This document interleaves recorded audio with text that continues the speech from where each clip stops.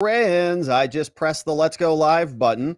So let's wait for the stream to fire up all across the fruited plain of the internet.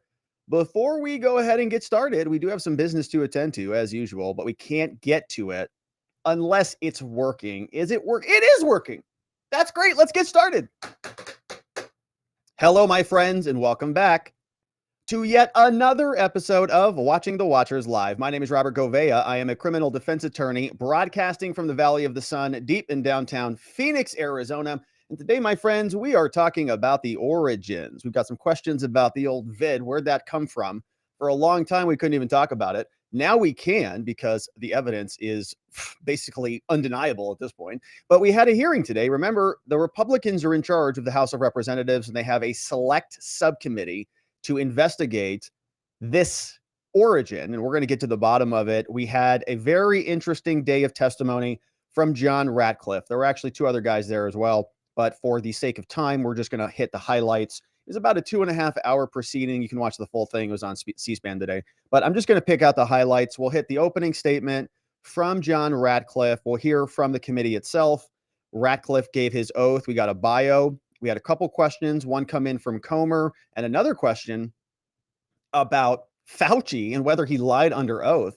And if you're not familiar with this, okay, Ratcliffe is somebody with a lot of credentials. We're going to hear from his bio in a minute. But he was the director of the Office of Director of National Intelligence, ODNI, which means he was sort of like the hub of all of the intelligence agencies throughout the country. Pretty big, powerful guy, and he was testifying today. The Democrats had some questions for him, too. They asked about Asian hate and using the word China virus, which is something that Trump said regularly back during his presidency. And so we're going to go back down memory lane. And you remember this lady, how upset she was when he was using that phrase? One of my favorite clips of all time from Trump. We'll go back and review it because Marjorie Taylor Greene was also out today correcting the record in this subcommittee. She had a lot to say about it, and it was fun.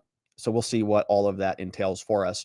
Then, my friends, we're going to turn our attention over to Proud Boys trial day 57. And really, it's going to be day kind of 56, 57, because Roger Parloff is catching us up on what happened yesterday, because yesterday was a weird ordeal where a big portion of the trial testimony was shut down.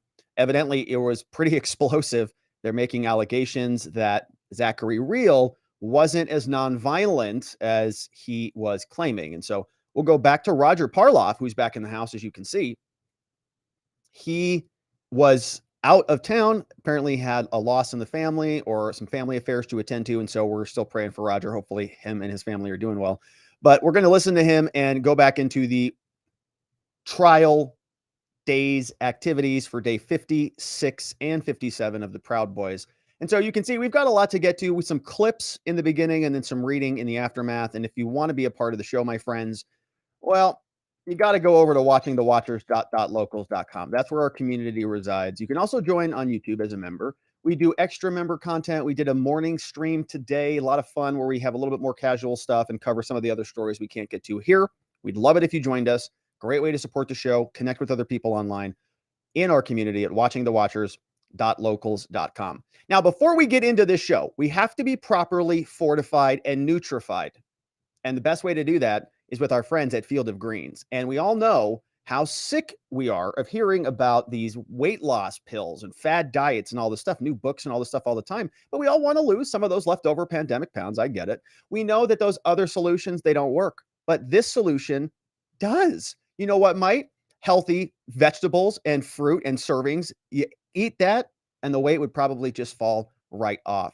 But vegetables, not a fan, and fruit, who's got time to prepare that every day? Instead, let's talk about Field of Greens. You see right here on your screen, fieldofgreens.com. Science-backed formula, very specific fruits and vegetables you won't find in any other product. Proper nutrition reboots your metabolism so you can burn calories faster and lose weight a healthier way. And Field of Greens is the only brand backed by a better health promise. Yes, you'll look and feel healthier and fast. But the greater proof is going to come at the next checkup when your doctor looks at you and says, wow, you've lost weight. Whatever you're doing, keep it up. So let's get you started. Going over to fieldofgreens.com, load up your cart, and be sure to save 15% off your first order with code Robert at checkout.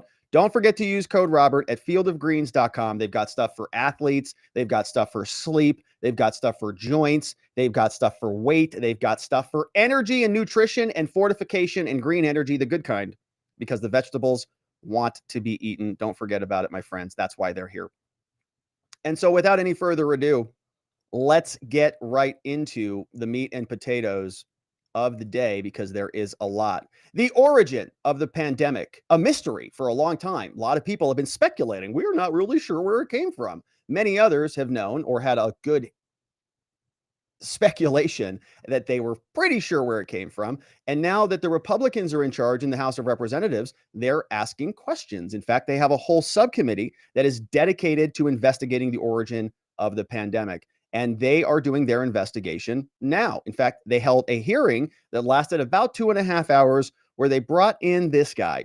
You may remember him from the Trump administration.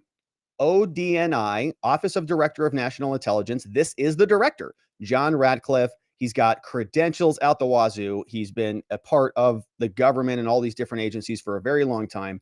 And he came to deliver the goods. He said, look, I know more about this than anybody in the US government, and this is what we should do and why, so that this whole thing doesn't happen again.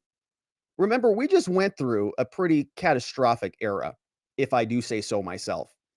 And I think many would agree. And it would be ideal if we didn't do that again. We don't want that to happen again. And quite frankly, I think the people who put us through what they put us through should be held responsible for what they have done. And we'll continue to investigate that, but we need the help of the government to open the doors and show us the cards. What do they actually have? So the Republicans are investigating. This is how the Oversight Committee hearing, the Select Subcommittee hearing, opened today. Today marks the Select Subcommittee's second hearing in our series investigating the origins of COVID-19. At our first hearing, we heard what we presumed for years, that in addition to this being a scientific question, it is also one of intelligence and national security. Former director of the U.S. Centers for Disease Control and Prevention, Dr. Robert Redfield, who himself is a virologist, while discussing the origins testified, quote, I don't think that the answer is going to come from the scientific community. I think the answer is going to come from the intelligence community, end quote. As Dr. Redfield stated, and we agree, the intelligence community plays an important role in this investigation. We're not here to analyze the intelligence ourselves. We are here to listen to the experts and follow the facts. Very difficult to, very kind of slow opening here. But he says that there are two categories of things we're talking about: intelligence data and scientific data. You can have all the science in the world, but if you're not analyzing the right intelligence, maybe the science is not full. It's not capturing everything that it should be because the scope is too narrow. If you happen to open up Wuhan, maybe we get a bunch of new additional intelligence that the so-called scientists can now review and revise their conclusions. And that is exactly what we are here to do today. Ask those that were actually involved in the intelligence process in the earliest days of the pandemic about what they saw and how we as Congress should proceed. We appreciate each of the witnesses here today.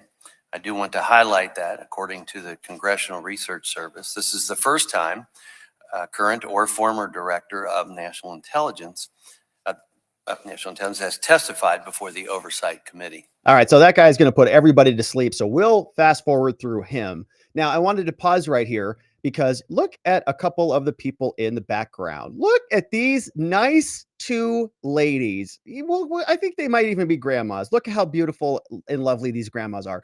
Now, they have a shirt on. I think they're wearing the same shirt. And if I can read and parse out the top part of this woman's shirt, I think I see the letters J-A-I-L scrolled up there right at the top. And if I look over here at this one, it says I-L at the top. And at the bottom, I think I see C and I. So if I'm using the powers of deduction, what I think I can glean from this image here is these two very, very, very appreciated grandmothers are in this court, in this hearing, with shirts on that say Jail Fauci. I'm pretty sure that's what it says. Welcome. Welcome, indeed. I think it truly shows the importance of this issue for Director Ratcliffe to be here today, and we thank him. All right, so that guy is the person who introduced us. Now let's listen to Well, here's the oath. I did clip the oath and the quick bio. I know this guy is really hard to listen to. But this is the oath and a short bio. Who the heck is John Ratcliffe? Dr. Ruiz. Pursuant to Committee on Oversight and Accountability Rule 9G, the witnesses will please stand and raise their right hand. All right, come on. Do you solemnly swear or affirm that the testimony that you're about to give is the truth, the whole truth, and nothing but the truth? So help you God. Thank you. All right, quick bio here for Ratcliffe. Let the record show that the witnesses all answered in the affirmative.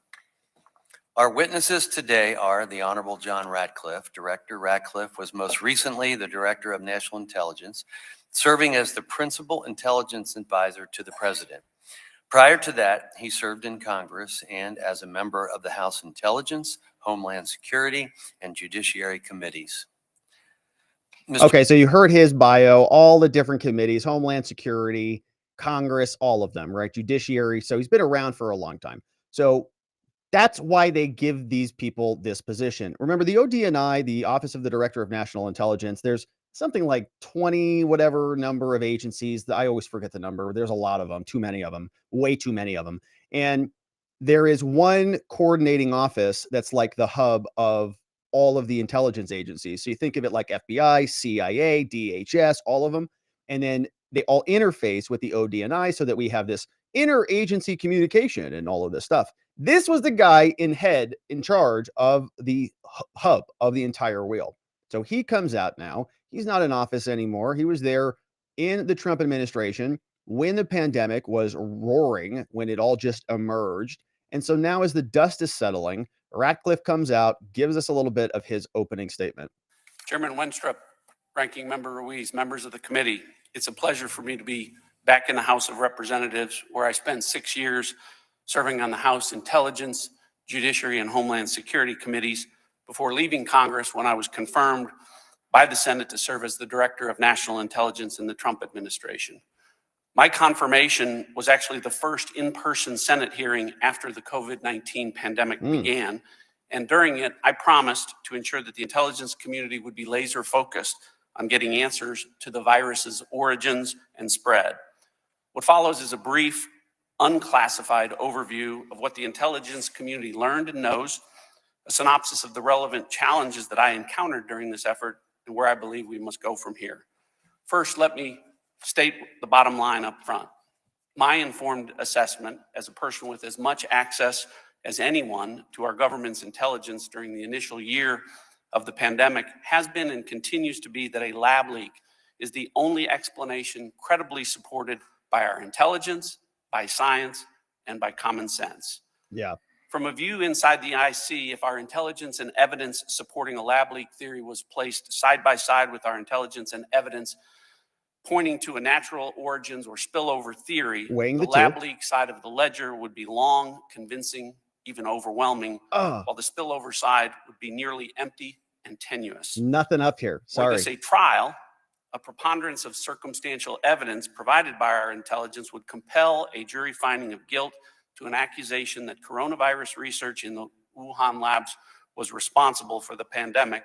And likewise, the Chinese Communist Party would be guilty of going to great lengths to cover up the virus's origins, from destroying medical tests, samples, and data, to intimidating and disappearing witnesses and journalists, to lying and coercing global health authorities, even spreading propaganda that the virus originated here in the United States by the US military. So we didn't hear much about that kind of full-on assault that was happening against the United States. Many of us were just heads down. I don't know about you, but back then I was running my law firm and I was trying to make sure that, we didn't have to, forego surviving, right? We were surviving. We were all trying to keep the train on the tracks as best we could. And so we weren't really paying much attention to the information war. Our own government was locking us down, saying it's only going to be 15 days. Then it transitioned into longer than that. Then it transitioned into much more severe restrictions and other demands and mandates. But we didn't hear so much about the journalists being disappeared by the Chinese government or the propaganda being waged from the Chinese into the United States. There was a lot of bearing of this information. I mean, look at this list again. destroying medical tests, covering up the origin, medical test samples, data destroyed, intimidating, disappearing witnesses and journalists, lying, coercing global health authorities. Where are the stories on that? Spreading propaganda that the virus originated here. We know about that. Trump responded to that in the United States and by the United States military. So these are all open efforts by the Chinese military that this guy, he's not just speculating about, he's not somebody who is outside of the realm of knowledge. He's saying all of these things happen. We didn't pay much attention to it because we were all, worried about not dying. And let's get to the bottom of it. If that is what was happening in the middle of a medical crisis, it sounds like the Chinese government was essentially waging war on the United States. And that the virus originated here in the United States by the U.S. military.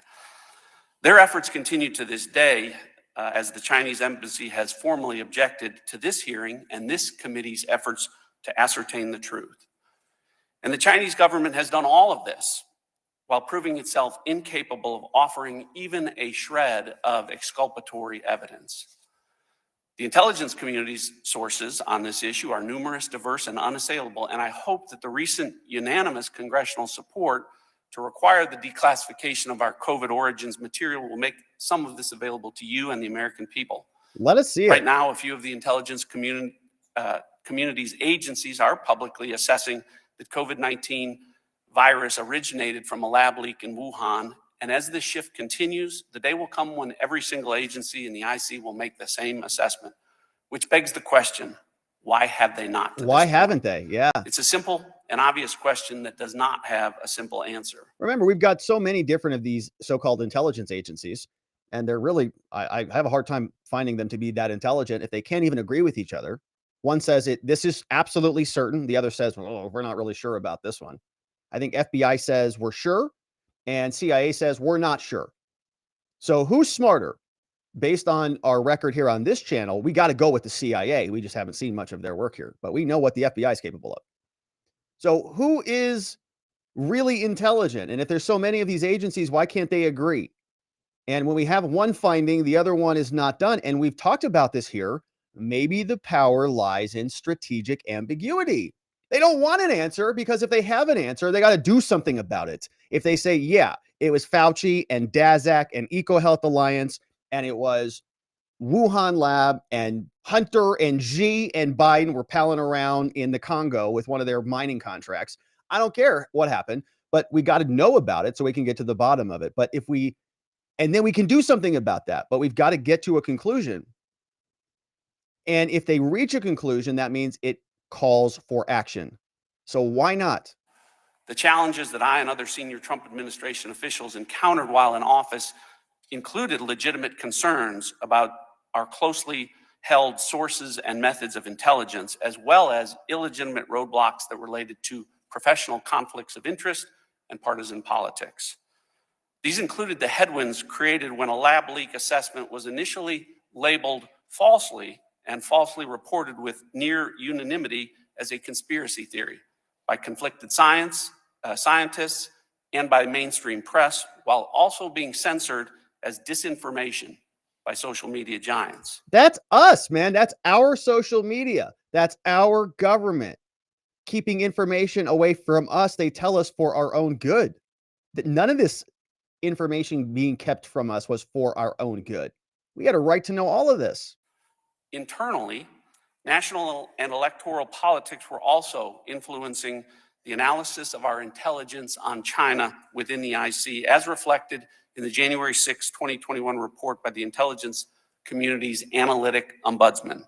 As a career non-political official, the ombudsman found, quote, analysts appeared reluctant to have their analysis on China brought forward because they tend to disagree with the Trump administration's policies, saying in effect, I don't want our intelligence used to support those policies, end quote. The worst people. So they say, look, I'd rather our team literally lose the game and fail. I'd rather our side be weakened because I don't like the starting quarterback. That's it. It's a bunch of whiny backbencher intelligence idiots who are sitting around scientists saying, well, I do like the United States, but this data would confirm Trump, and I don't like Trump, so I'm not going to give him the data that he wants. It's treasonous, actually. They have an obligation to follow the chain of command and follow the orders of the executive branch. And we saw a lot of this in the Trump administration. And I think maybe he let it go. I think he honestly gave them too much benefit of the doubt, thinking that there were more loyalists in the executive branch than we found there to be. In fact, they would rather do this. They'd rather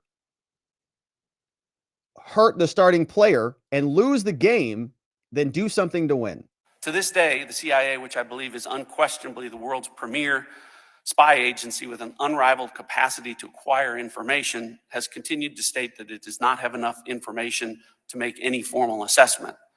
To put it bluntly, I think this is unjustifiable and a reflection not that the agency can't make an assessment with any confidence, but that it won't. Some 3.5 years later, the only plausible assessment the agency could make with any level of confidence is that a virus which killed over 1 million Americans originated in a Chinese lab whose research included work for the Chinese military. And such an assessment would obviously have enormous geopolitical implications. Yes. I believe the current administration does not want to face head on. No, of course not. They don't want to face it because 1 million dead and the Chinese in the middle of that massacre. Okay, it's a long-term massacre. And if you are assigning blame for that, that causes some very difficult questions to be asked and answered.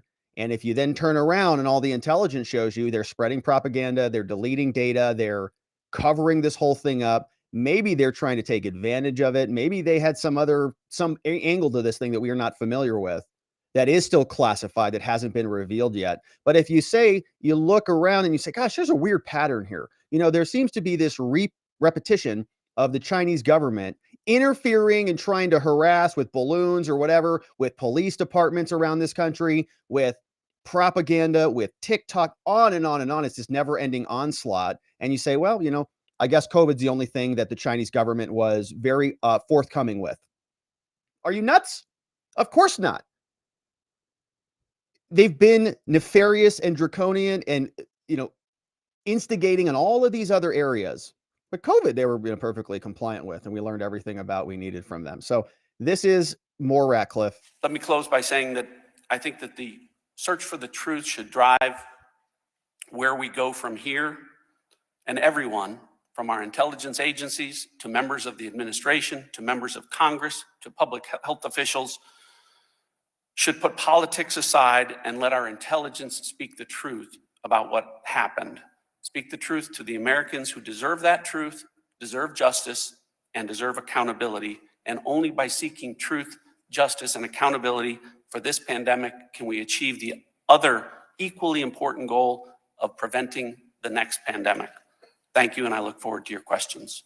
All right, DNI Ratcliffe, former DNI, delivering a powerful opening statement. And I think that there is probably so much more to that underneath the surface. I think he's just only beginning.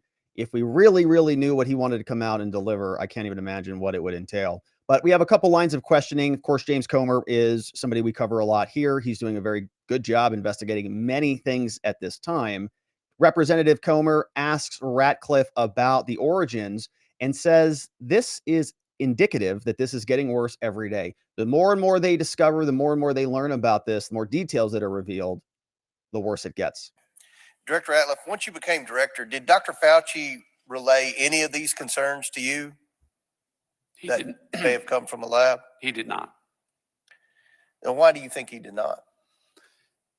Well, that would I would obviously have to speculate, but I would point you to Dr. Fauci being perhaps the best person to answer that. And there is publicly available under information that has been obtained through open sources and freedom of information, where Dr. Fauci and other virologists and scientists talk about the fact that it would bring unwanted attention to funding sources and the research that was taking place using funding sources, domestic funding sources from the United States, and the relationship of certain Western scientists with scientists at the Wuhan Institute of Virology, where unsafe coronavirus research was taking place in labs that did not have appropriate biosafety levels and precautions, as had been reported. And we also want to be very clear that if the United States was involved in this, we also want to know about that. And we followed the bouncing ball here many times from the organization, the company called EcoHealth Alliance, which had Dr. Daszak. They wrote these articles in the Lancet paper. All of this gets traced back to the NIH, the NIAID, and there's all these contracts and funding, and we just follow the chain from the government through Fauci, through the EcoHealth Alliance with Daszak, over to Wuhan with the contracts, maybe to the emergence of a new novel coronavirus. Strange. And if the US government was funding this, or China and the US government, whatever the situation was, we'd just like to know about it. That's all. So that we can make sure this doesn't happen again. And so that the people who are behind it are held responsible. That's all. Repercussions for actions, justice under the law, that's appropriate, just like anything else. They're prosecuting Donald Trump for old bookkeeping crimes. Maybe we can investigate the death of 1 million Americans. Oh, this is so bad. It just gets worse every day. These scientists flipped 180 degrees with no new evidence, produced a paper not based on facts, and then may have used that paper to brief the intelligence community and suppress the lab leak hypothesis.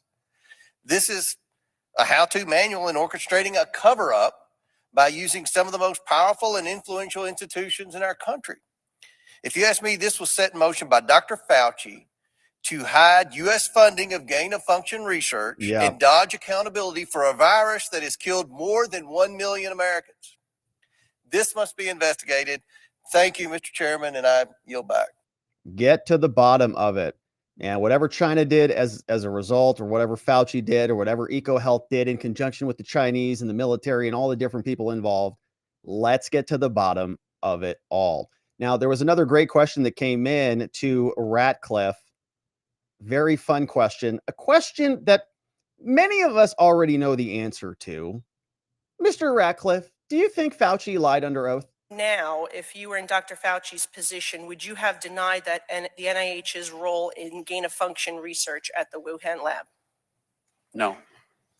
Do you think that Dr. Fauci lied under oath? Ooh. I think that some of Dr. Fauci's testimony is inconsistent with some of the intelligence that we have that remains classified, as well as inconsistent with some information that is publicly available. Inconsistent. Do you think that President Biden should declassify all information related to COVID origins, every single document as was requested and passed by the legislature? Well, with the caveat that we always have to be careful about protecting our sources and methods, particularly those sources and methods as it relates to what the intelligence community uniformly agrees is our number one threat from a nation-state actor standpoint. But with that caveat, providing as much information about our intelligence as possible while preserving those sources and methods should absolutely take place. Yeah, we'd all like as to soon see as it. possible. We all would like to see everything. I think we're entitled to see it because it affected all of our lives. And what's the basis for seeing it? What are we going to do? Be mad at China? We need to know what is happening here. Now, speaking of China, oh gosh, Democrats are very unhappy if you use that word, I guess. They're still unhappy about it.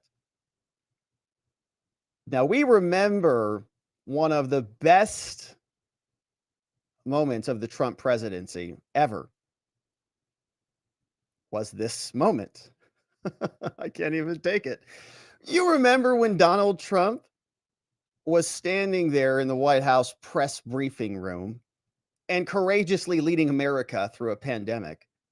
And he was accurately calling the pandemic by a proper label, given its origin source.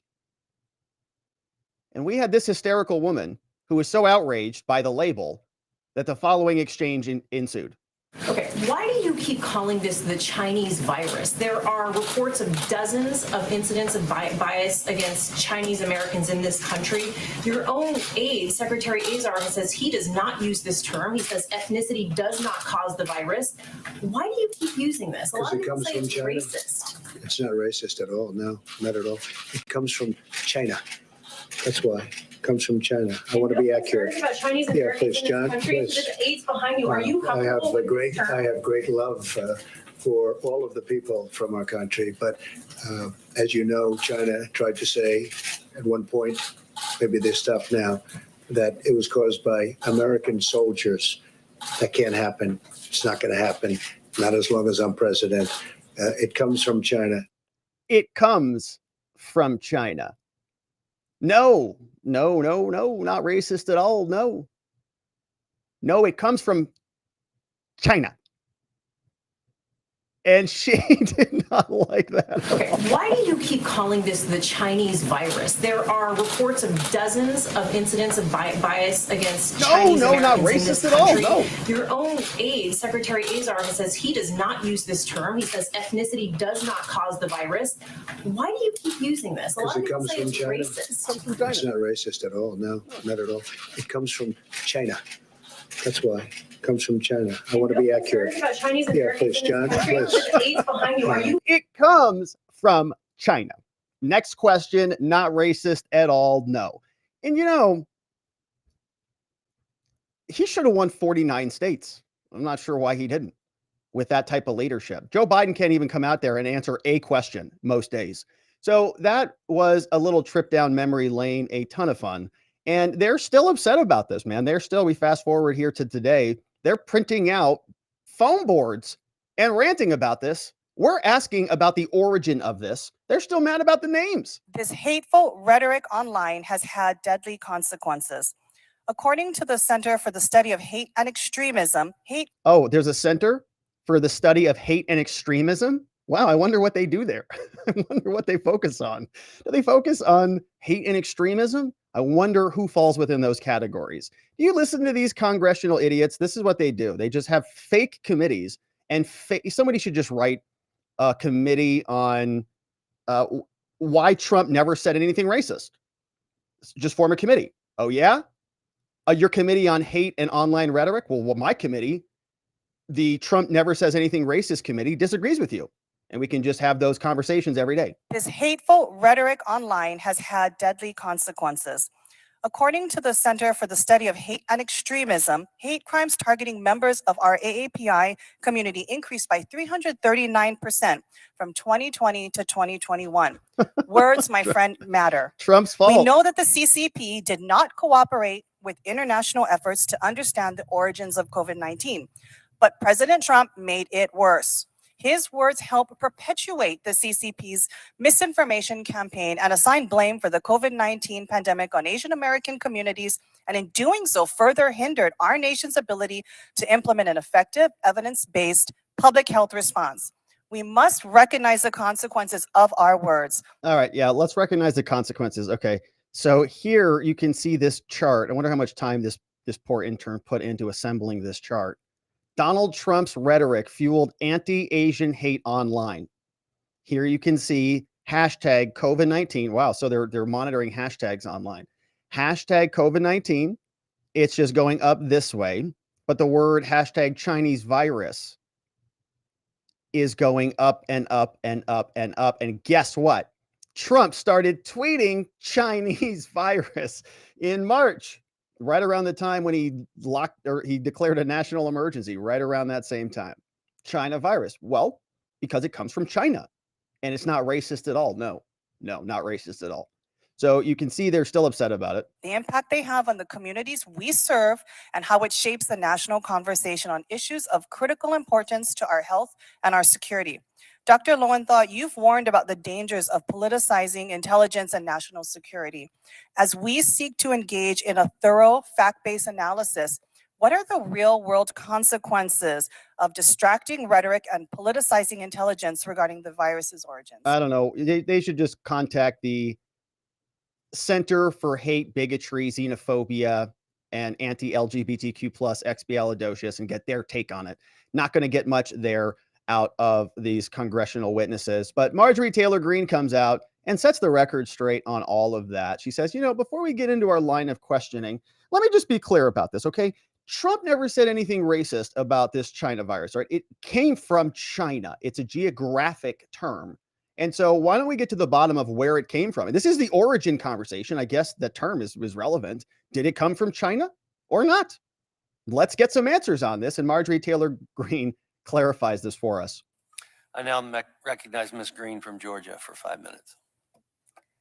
Thank you, Mr. Chairman. I would like, for the record, to address something that one of our colleagues across the aisle was talking about, which was Asian hate in reference to President Trump. President Trump never spoke any language of racism or hate.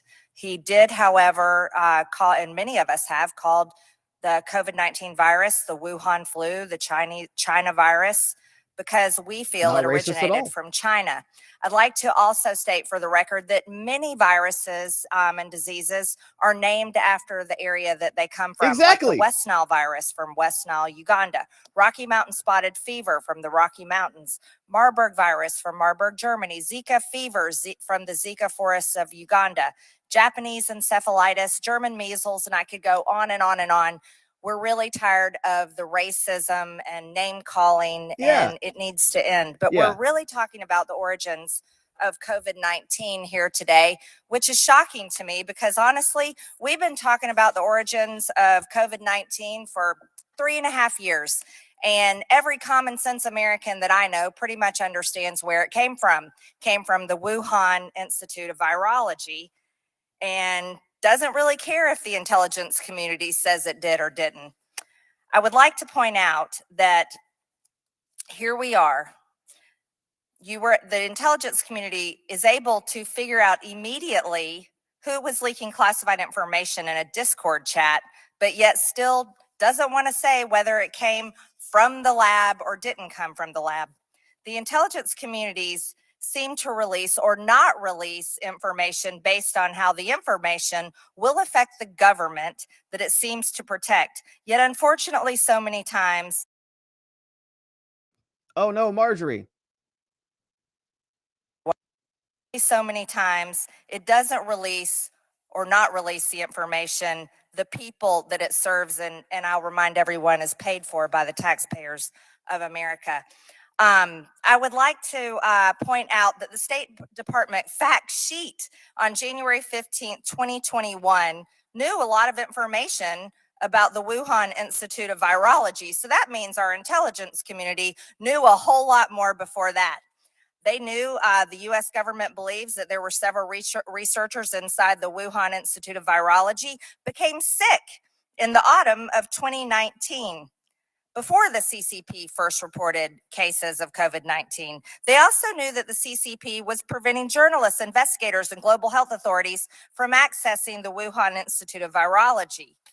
They also knew that starting in 2016, well before this, the Wuhan Institute of Virology was researching the bat coronavirus with the closest relationship to SARS-CoV-2, 96.2% similar. The Wuhan Institute of Virology has published record of dangerous gain of function research. And the State Department memo also said that the U.S. government determined the Wuhan Institute of Virology collaborated on publications and secret projects with the CCP military since at least 2017. She did her homework. Else we know? We know that Dr. Fauci in the NIH funded through grants, Alliance, with the gain of function research. We know that for a fact. Our government paid for it. Our taxpayers, unfortunately, unknowingly paid for it. So we know all this to be true, and we know it was going on at the Wuhan Institute of Virology. Mr. Lowenthal, with your dedication to being an analyst of information, why is it so hard to determine whether COVID-19 came from the Wuhan Institute of Virology or not?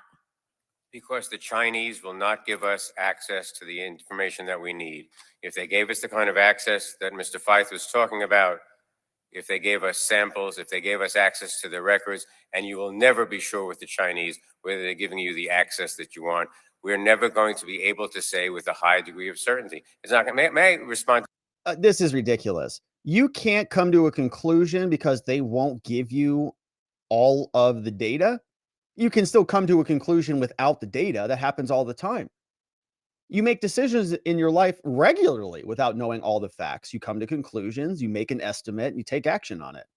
But they keep using this same talking point. Well, the Chinese are not being forthcoming. Okay, well, then maybe you should hold that against them, right? Maybe that should be a point against whatever they're telling us is the truth. But he wants to deflect and interject and respond to something else. Watch what happens here. Something else that you said in your comments, Ms. Greene. There is a vast, vast difference between tracking a leak on a social media site and determining the origins of this disease. And to compare the two is entirely fallacious, ma'am.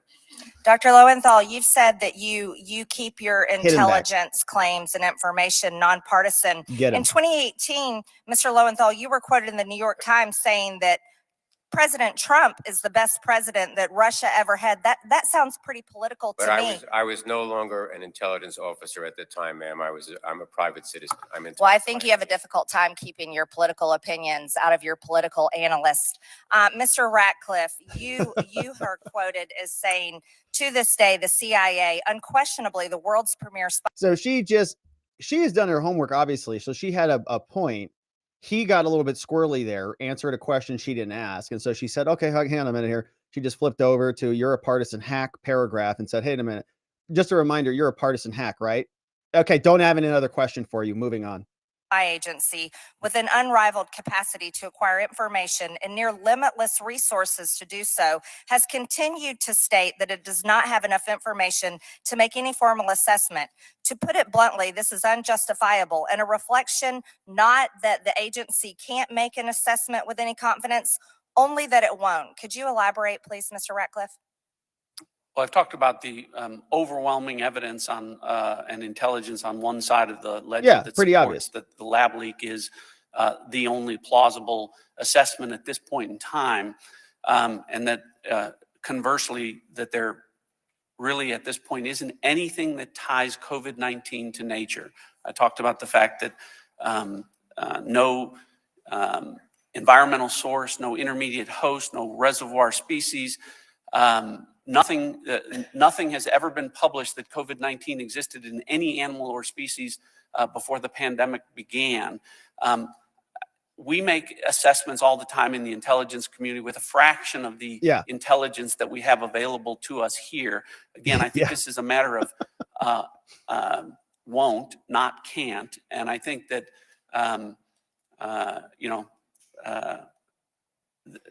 that it's unjustifiable when we're talking about 1 million Americans dead and as many as 10 or 15 million worldwide, and this contradiction that the current administration is taking through the intelligence community, and that you've heard here today, that we'll never know the answer to this unless the Chinese cooperate, is a contradiction with those that say our goal here is also to prevent a future pandemic. We'll never be able to prevent it if we don't get the answers that we need with respect to how this happened in the first place. Thank you, Mr. Ratcliffe. I think it's an issue of won't, not can't as well. And perhaps we need to look deeper into whether was China trying to sway possibly an election, a presidential election, or was it some type of bioweapon? I yield back. Thank you. Great questions for Marjorie Taylor Greene. And I wanted to zoom back in here. We can confirm it's jail. Yeah, it's jail. And so it looks like it's jail Fauci out there from grandma. But the point is, my friends, pretty powerful testimony. Honestly, it is shocking that a big contingent of our U.S. government feels like it's resigned itself to just saying, well, it's complicated. And unless we get in there, we're not really sure what's going to happen. It's like, I wonder if they're not planning their Ukrainian offensive in that theater of war because they don't have full details. Like, did they call Putin to confirm what Putin is doing? Or do they know if he's going to be here or be there or whatever? And you say, well, Rob, that's a war. We're not enemies with each other. Yeah, well, they're flying balloons over our country. So you understand, I think, that this is a little bit more serious. It's not like we're on, it's not like the UK or something. We have this long history of allied relations.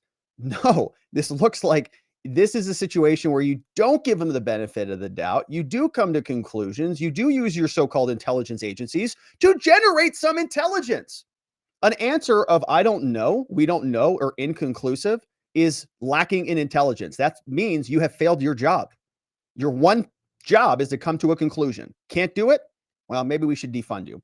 So we'll see where this goes. Congress seems pretty fired up about it.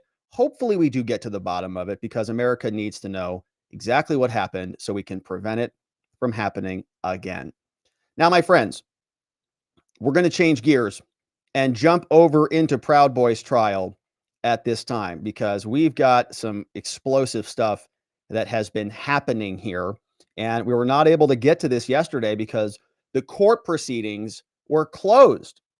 But now we're back in session. Proud Boy's trial, day 57, with a recap of day 56. Roger Parloff is back, live tweeting from the courtroom. And yesterday, a big portion of the testimony was closed. The judge said, we're upset that a portion of a sealed hearing accidentally got leaked out and covered by the media. And so they sealed it, and now they reopened it. But Roger is back in session, and he is giving us an update about what happened yesterday. And my friends, it is looking like this was a pretty consequential cross-examination. Roger said that yesterday, in an early, seemingly innocuous question, Knierson, the government prosecutor, asked Zachary Rehl, remember he's a Proud Boy defendant who is still on the stand yesterday, whether Rehl ever ended up near a TV tower. You see, this looks like a TV tower in this image. Now, Roger was saying that to me, Zachary Rehl sounded wary, responding that he was sort of around there in the area. But then Knierson showed him this photo. And he says, this is Zachary Rehl in a camo hat, a neck gaiter, and goggles. Now, this is interesting because remember, a lot of the testimony up until this point in time was that Zachary Rehl was nonviolent. He had nothing to do with this. He wasn't even involved in anything that even resembled an altercation. And so now we get this new image that pops out, and he looks like he's kind of prepped up a little bit, more than maybe they let on. So the trial transcript from yesterday said that we hadn't seen this photo before in trial yet. Yesterday, Knierson showed a crowd scene where a person is dressed like Rehl, is lifting his extended arm in the direction of police officers. All right. So a very similar outfit, extending his arm. The man had something dark in his hand. The implication being that Rehl was pepper spraying the officers, right? He's repeatedly claimed he never assaulted anyone. Now, when this photo came out, Rehl denied the individual was him. He said, it's not me. When asked whether they were wearing a camo hat, he said, I can't confirm that. Roger says he stuck to that. Even after prosecutor pointed out that the man next to him is dressed like Isaiah Giddings, and Isaiah Giddings has already taken a plea deal.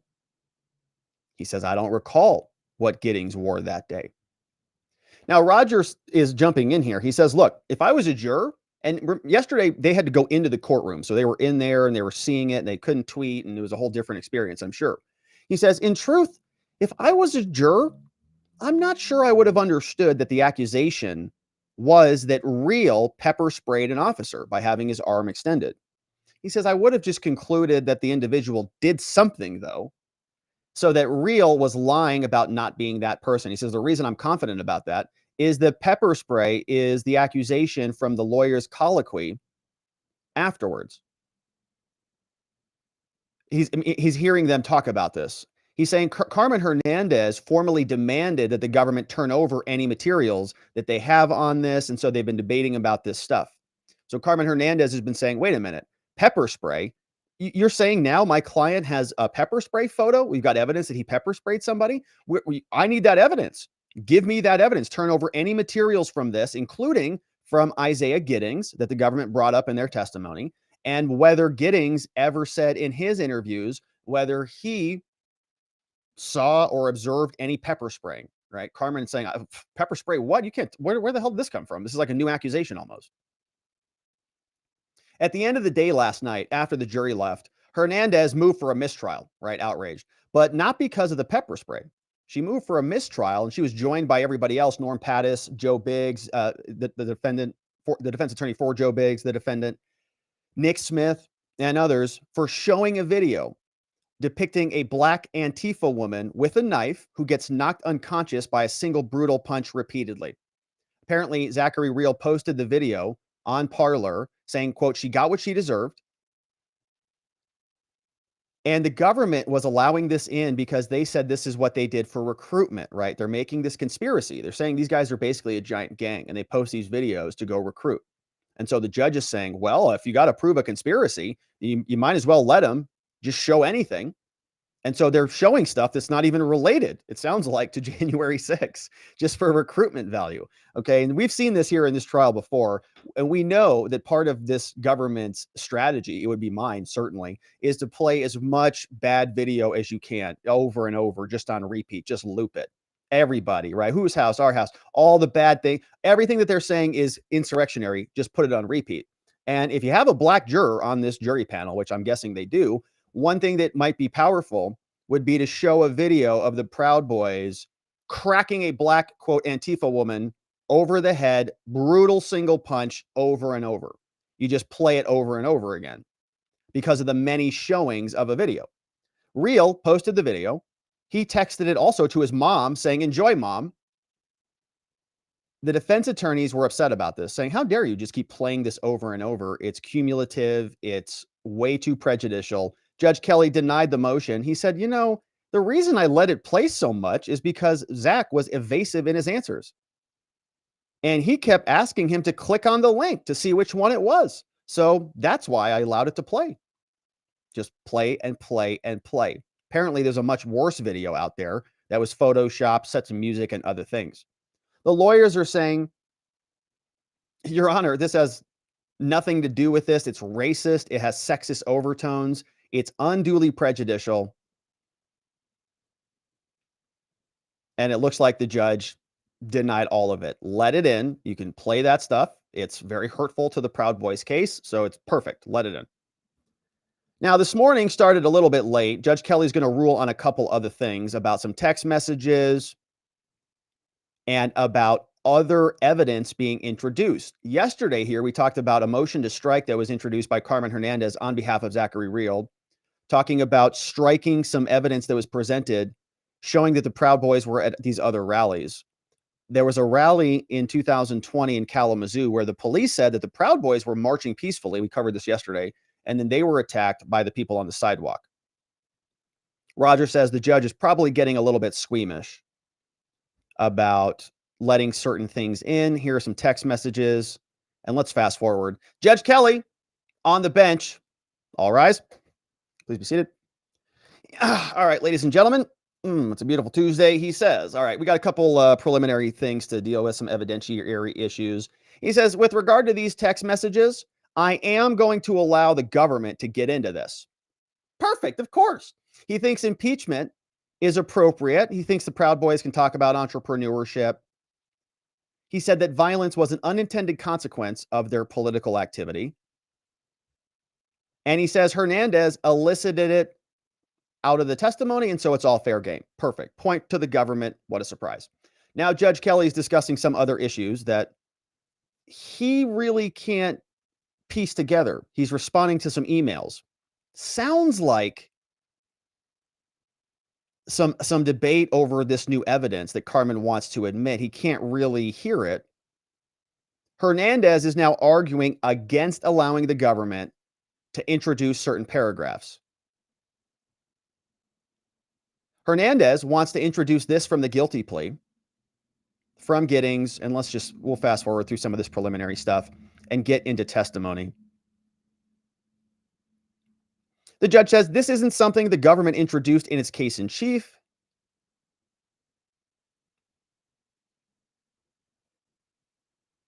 We get a 10-minute recess. Judge Kelly's back on the bench. The defense attorneys are nowhere to be found. Counsel's gone. They send him to the break room. Where are these dang defense attorneys? Jaraguay still missing. Can't find him yet. So now they're starting without Jaraguay. What the other lawyer's there.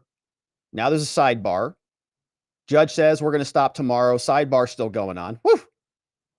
And now we're back after the preliminary stuff is done. Zachary Rehl is back on the stand. Government prosecutor Kinnearson is doing cross-examination.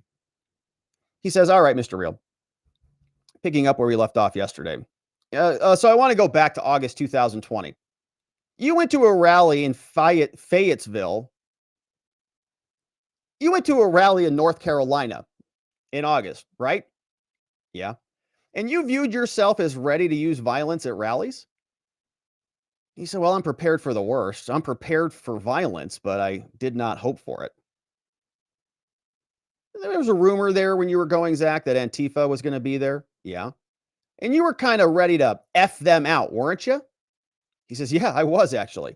It was a rally for women subject to assault. You were there. You were ready to pepper spray people with mace. Zach says, well, if people tried to silence those women, I would have used any kind of mace I had if they were trying to do that. Government says, you see a text message that you had with Aaron Wolkind? Puts it up on the screen. Yeah, I see it, but that's missing a lot of context. He says, Wolkin's not there. I am. And this doesn't describe in detail what was going on that day. Hernandez objects, don't admit that. He moves to admit objection. And apparently the text message says this. The prosecutor reads it. Uh-oh. We've got some vulgarity here. Says, you texted Wolkin. You said the following, 2 busloads of Antifa coming? ? His response was, F them up? ? And he says, in your response, Mr. Rehl, was going to beat them with a 12-inch wiener. And Wolkin says, use spray and firearms. Spray them as soon as they come into range. You said, I may use 2 cans. You said, I may use 2 cans of spray today. And he said, burn their eyes out.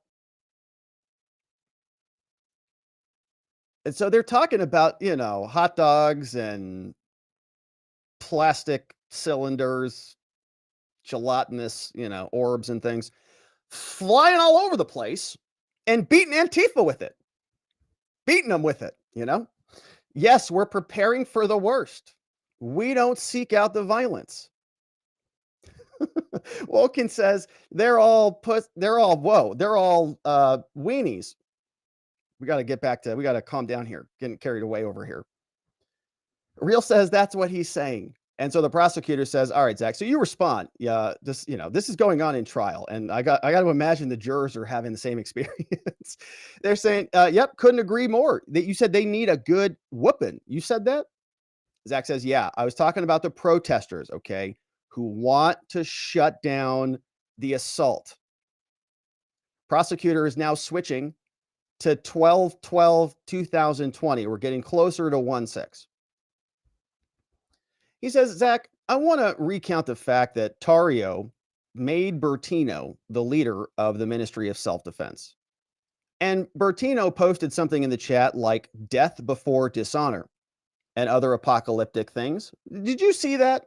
Zach says, yeah, I saw it. I didn't agree with that. He said, but you uploaded this, didn't you? You posted this on your Parler and then you reparlored it. You retweeted it. He says, yeah, I was just retweeting stuff. I was just helping his algorithmic numbers. What Zachary Rehl is saying is reparlers are not endorsements, just like retweets are not endorsements. Prosecutor says, okay, so Enrique Tarrio, the so-called leader of the Proud Boys, your vice president, a leader in the chat, right? He said, I didn't make that decision. But it was the same Wolkind who talked about burning down Washington, D.C. Rehl says, what? Prosecutor says, all right, look, Enrique Tarrio made Biggs the leader of the chat. Right? Yeah. Who wanted to be a Zamboni who, quote, rolls over MFers? Is that true? Rehl says, I can't count on his state of mind. Now this is going fast. It's hard to keep up. You can see it's hard to even read it a little bit. But here it says, we fast forward. Prosecutor continues. On November 16, 2020, Zach, you uploaded a post about Biggs that he said war on true Christianity, war on Americanism. Do you remember that? I uploaded a lot of things. On January 1st, you upvoted, I think, probably, or thumbed up or tweeted or whatever.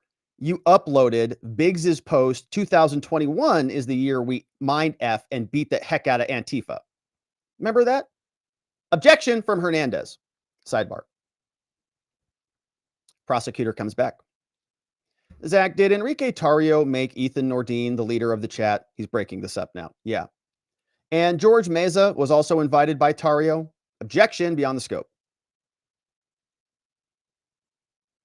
Here's Bar Koziba, who is in the trial.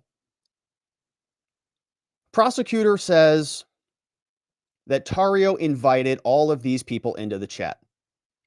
He then says, okay, Zach, you put in the chat some sort of a fundraiser to, quote, smash commies. Do you remember doing that?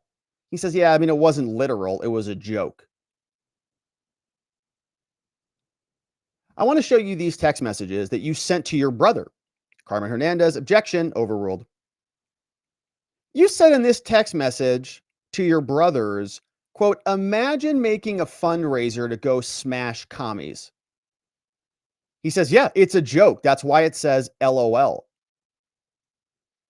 You testified that Enrique Tarrio never called for defunding the police or anything like that. Objection. Rehl says, well, what are you suggesting? I'm suggesting that you told Jeriguay Tarrio, I think he means Enrique Tarrio, never called for defunding the police, right? Rehl says, I don't even know what you're talking about. Prosecutor asks, Zach, after Enrique Tarrio was arrested, people attempted to nuke the chats. He says, yeah, some people attempted to, but you're reading them, so they obviously didn't. And a new chat was created after Enrique Tarrio's arrest. Yeah. And that group photo for the new chat was ACAB, meaning all cops are bastards. Do you remember that? I don't recall that. Now he says, I want to show you this. Hernandez, objection, overruled. The judge is allowing this to go. Defense attorney for Enrique Tarrio asked to go to the phones. Prosecutor comes back. Do you recognize this photo for this chat? He says, I see a photo. Do you see ACAB in the style of AC/DC band? Zach says, it means all cops are bastards? So I don't know. You tell me. Prosecutor is now showing another exhibit. Same thing as before. It says AC/AB. Underneath, it says all cops are bastards. Now they're bickering over the details, over these notations, they say. Whether nearly two identical exhibits are different or not. Roger says, I don't even know what they're talking about, and I don't even know what the jurors do either. Judge Kelly asks for a sidebar. They're fighting over this. Prosecutor says, okay, the wording says all caps are bastard. Starts to the right side of the first A. He says, yes, after you change the first photo. Starts to the right side, it does now, and it ends near the first B. Carmen Hernandez is exactly right. Says, Your Honor, objection 403, waste of time. What the hell are we doing here? Roger says, I don't even know what we're doing here. I don't understand what the difference is between these nearly two identical exhibits. They're looking at two different exhibits. In the exhibit in front of you, the wording under ACAB ends towards the left side of the B, a little closer to the middle, so they're describing these words. On January 6, 2 days after Tarrio was arrested, prosecutor asks, he says, many people were wearing t-shirts that said Tarrio did nothing wrong, right? Yeah. Do you know why? Objection sustained. Now, I want to go back to January 5th. Zach, this is a message from yourself from a group of people from Philadelphia. Do you recognize it? He says, well, not all the people in that chat are from Philly, but yeah, they're in the Philly area. What you texted was in this chat, you said this, normies out here fighting cops and burning flags. You remember that? He's reading it, yeah. And you said that crap would hit the fan on January 6th, didn't you? He says, yeah, that was a prediction. And on January 6th, you, the Proud Boys, you shut down a street from the public. He says, well, police basically gave us an escort. But here at 11:53, it looks like you're taking over a street, doesn't it? Zach says, well, when I said we shut down a street, I wasn't talking about this street. So you didn't coordinate the takeover of a street with the police, correct? Zach says it wasn't a takeover of a street. No, there was no coordination involved either. Hernandez says, it's a crosswalk. She's shouting it out. It's not a street. It's a crosswalk. And so the judge says, hey, no speaking objections. She says, okay, objection. So this takeover of a street says you did not coordinate the takeover of this, crosswalk street with the police, did you? He says, like I said, Mr. Prosecutor, Enrique coordinated with Shane Lamond. Remember that conversation? I talked to you about that. And the prosecutor is getting him back on track, says, you did not coordinate this takeover of the street with the police, right? No. Thank you, he says. Was that hard? Objection sustained. So this prosecutor is getting agitated too. And this Rehl is very agitated, and Carmen's agitated, and I'm agitated. So it's just one of those trials. Here, prosecutor says, now you laughed at the fact that police would be pissed off, didn't you, Zach? He's like, what are you talking about? You took this video on January 6th, right? West Plaza near the scaffolding, yeah. And you still have not found any stages yet? This is not, no, we're not standing where I thought the stages were. And you decided to film that? And so 4 minutes after you filmed this, you texted your buddies. You said, quote, everyone decided to raid the Capitol. Did you say that? He says, yeah, sure. Pulls the next text message up. And so you'd figured out that there were no stages by then because Zach was saying he was there to look for stages. So there were no stages by then. And Zach is non-responsive. You testified last week, Zach, that nothing out of the ordinary happened on January 6th. Rehl says, well, I've seen some scuffles. You said you saw nothing out of the ordinary in the protests. Yeah, I've been to a lot of protests. So raiding the seat of a government is nothing out of the ordinary. If Zach, was familiar with what's going on in the world right now, he'd say, no, it's not out of the ordinary at all. In fact, they're doing it in Tennessee. They're doing it in many places around the country now. They're doing it for causes that are acceptable to the regime. This is not an acceptable cause, but yeah, they're raiding in and taking over stuff all over the place. So it's not even unusual. I think Texas is another place they're doing it. Yeah, it's nothing out of the ordinary. It's commonplace now, unless you are a MAGA extremist, according to this psycho administration. So Rehl says, hey, you're twisting my words and you're taking them out of context. Prosecutor says, yeah, but you said you left Biggs and Nordine. Yeah. And you wanted to meet them up with them afterwards. He says, yeah, sure. Why not? You wanted to have celebratory beers is what you said. Zach's like, what? Prosecutor is now drawing attention to a line. He says, you said that, quote, we're at a standstill. Cops are dropping concussion bombs. Rehl says, yeah, that was inaccurate. They weren't concussion bombs. They were flashbangs. He said, you wrote that people were pepper spraying cops and fighting cops. He said, nothing out of the ordinary. I said, like I said, I've seen a lot of protests and I've seen some scuffles. Prosecutor wants to go back to testimony about a text from congressman. That congressman had been evacuated. He said, you mentioned that you got a message that you went into the Capitol because you thought that the Congress had been evacuated. You remember that? He says, yeah. Is this the message you mean? Puts it up on the screen. It says Pence has been evacuated, so that means the vote does not go in right now, LOL. He puts it up on the screen. You recognize that? Yeah. So what's your question, prosecutor? He said, that doesn't say anything about Congress people, does it? Zach says, well, if he'd been evacuated, if Pence was out of there, why would the Congress people stay? He's laughing. Why would they stay? Prosecutor puts up another message, says, you also texted that they, quote, they just broke all the doors and windows open and people are pouring in. You sent that? Yeah. Before you went inside? He says, that message, this comment? Yeah. Your testimony was you didn't realize a window had been broken until you went inside the building. You said that, right? I don't know that I said exactly that. You said you were proud of what your raid of the Capitol had brought about. You said that, right? I said I was proud of the protest. Here's another message on the screen. Do you see a message to your mother at 9:26 p.m. on January 6th? Yeah, I see it. I'll read it for you. Tell me if I read this right. It says, seems like our raid of the Capitol caused chain of events across the country. I'm so effing proud. Is that right? He says, yeah, you read it right.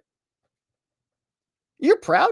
He says, yeah, I was proud of the turnout. It wasn't stopping the certification. Our, quote, raid is a reference to a large group of people who showed up.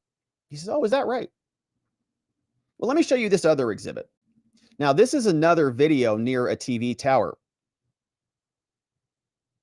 Carmen Hernandez is objecting. Sidebar. Judge Kelly admits it. So we're back to the original testimony about spraying in the direction of the police officer. Prosecutor comes out and says, okay there, Zach.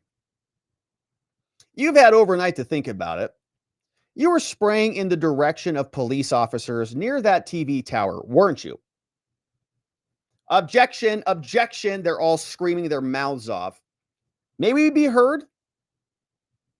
Overruled. Were you near those towers? Nope, not that I recall. Then they pull up this photo. They say, now that's you, Mr. Rehl, isn't it? Right here, probably pointing to this fellow right here. This is you, Mr. Rehl. Is that you right there? He says, yeah, well, it's a similar mask to what I was wearing. I mean, there were a lot of masks that day. Now I want to show you a similar photo to another photo that you already admitted that was you yesterday. Do you see these chevrons on the mask? He says, yeah, it's similar. This is one thing I noticed. The blue stripe on the jacket I don't see. I'm just throwing that out there, saying that I don't see the similarities. They play a new video. They say, how about this neck gaiter? This thing wearing around his neck. Is that a camo hat? He says, I can't tell if it's camo. I mean, I can't really see it from here. Prosecutor says, but this is the same person we've been talking about yesterday with the right arm extended, right? Says, I guess you can say that. And says there's a man in the middle with the same chevron mask, same black goggles, same coat, and other things, right? Prosecutor asks, can we zoom in on his hand, please? They zoom in on his hand. Mr. Rehl,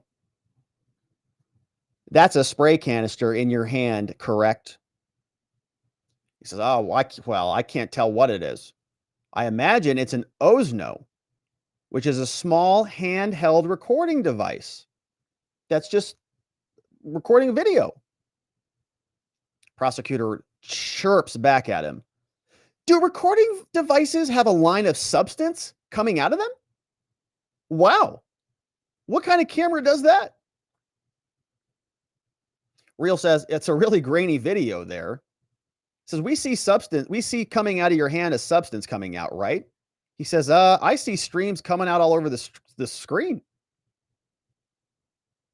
Prosecutor says, well, Osnos don't have a substance coming out of them. And Rehl says, well, I don't see a substance coming out anywhere. Says, I see streaks. But that's you again in the circle right there as they fast forward. Quality's bad. Judge probably overrules it. Prosecutor says, is that the same person, Zach? He says, I can't say for certain. 2 frames later, they just parse it over one step further. Is that the same person? No. This person has something in his hand, right? With 100% certainty, says Zach? I can't say. And that object has some sort of substance coming out of it, right? No, I don't see a substance. Again, I see streaks all over this entire screen. Prosecutors getting frustrated. Can we back this up? Can we go frame by frame on this? Now, inside the Capitol here, you're wearing the same goggles, neck gaiter, black jacket. Yes, yes, and yes. And when you were on the West Plaza, you viewed what was going on as initial shots in a civil war, didn't you? He says no. Eventually, rioters pushed the police back again. Did you know that? No, I didn't know that. You were near a line of police, though, weren't you? Not when I went to a different area. I never moved to another area unless there were a lot of people in that same direction already. And before you went up the Upper West Terrace, you saw a police line? He says there was, yeah, a police line there. And it gave way, and you were able to go up into the Upper West Terrace. Zach says, look, I see what you're trying to do, but I followed a bunch of people up there, okay? I followed a bunch of people. I didn't do it on my own. But you went into the building, right? Yeah. And you had a smoke in an office, didn't you? He says, yes, which I regret. Shouldn't have done that. You know who else went into the building? Ray Epps. And you know who else was in there? Ray Epps. Yeah, and he didn't get charged with any crimes. You post, and he was also on the FBI's most wanted list for violent offenders on the day. Yeah. So very similar things. Now, maybe Ray Epps didn't smoke in the building. Maybe that's what did it. So you posted to Parler a photo. You said, this is what patriotism looks like, right? Yeah, we covered this one, he said. And while you were on the way to the upper level, you look back on a similar view to this post. So I don't even know what you're talking about. You took this photo, right? Yeah, I believe so. And it shows other rioters as far as the eye can see. And he says, yeah, a lot of people there. Weird. So many people there. It's like, wow, why didn't they have any security? It's almost like maybe they should have followed the recommendations of Stephen Sun or taken the recommendations of Donald Trump's administration to bring out the National Guard. They never did any of that. Weird. I wonder why. So here it says, in about 2 minutes later, after you took that photo, you texted Civil War started. You say that? Yeah. But this is nothing out of the ordinary for a protest, right? He says, yeah, nothing out of the ordinary for a protest. Prosecutor's done. Judge says, huh, holy moly. All right, we're going to break for lunch.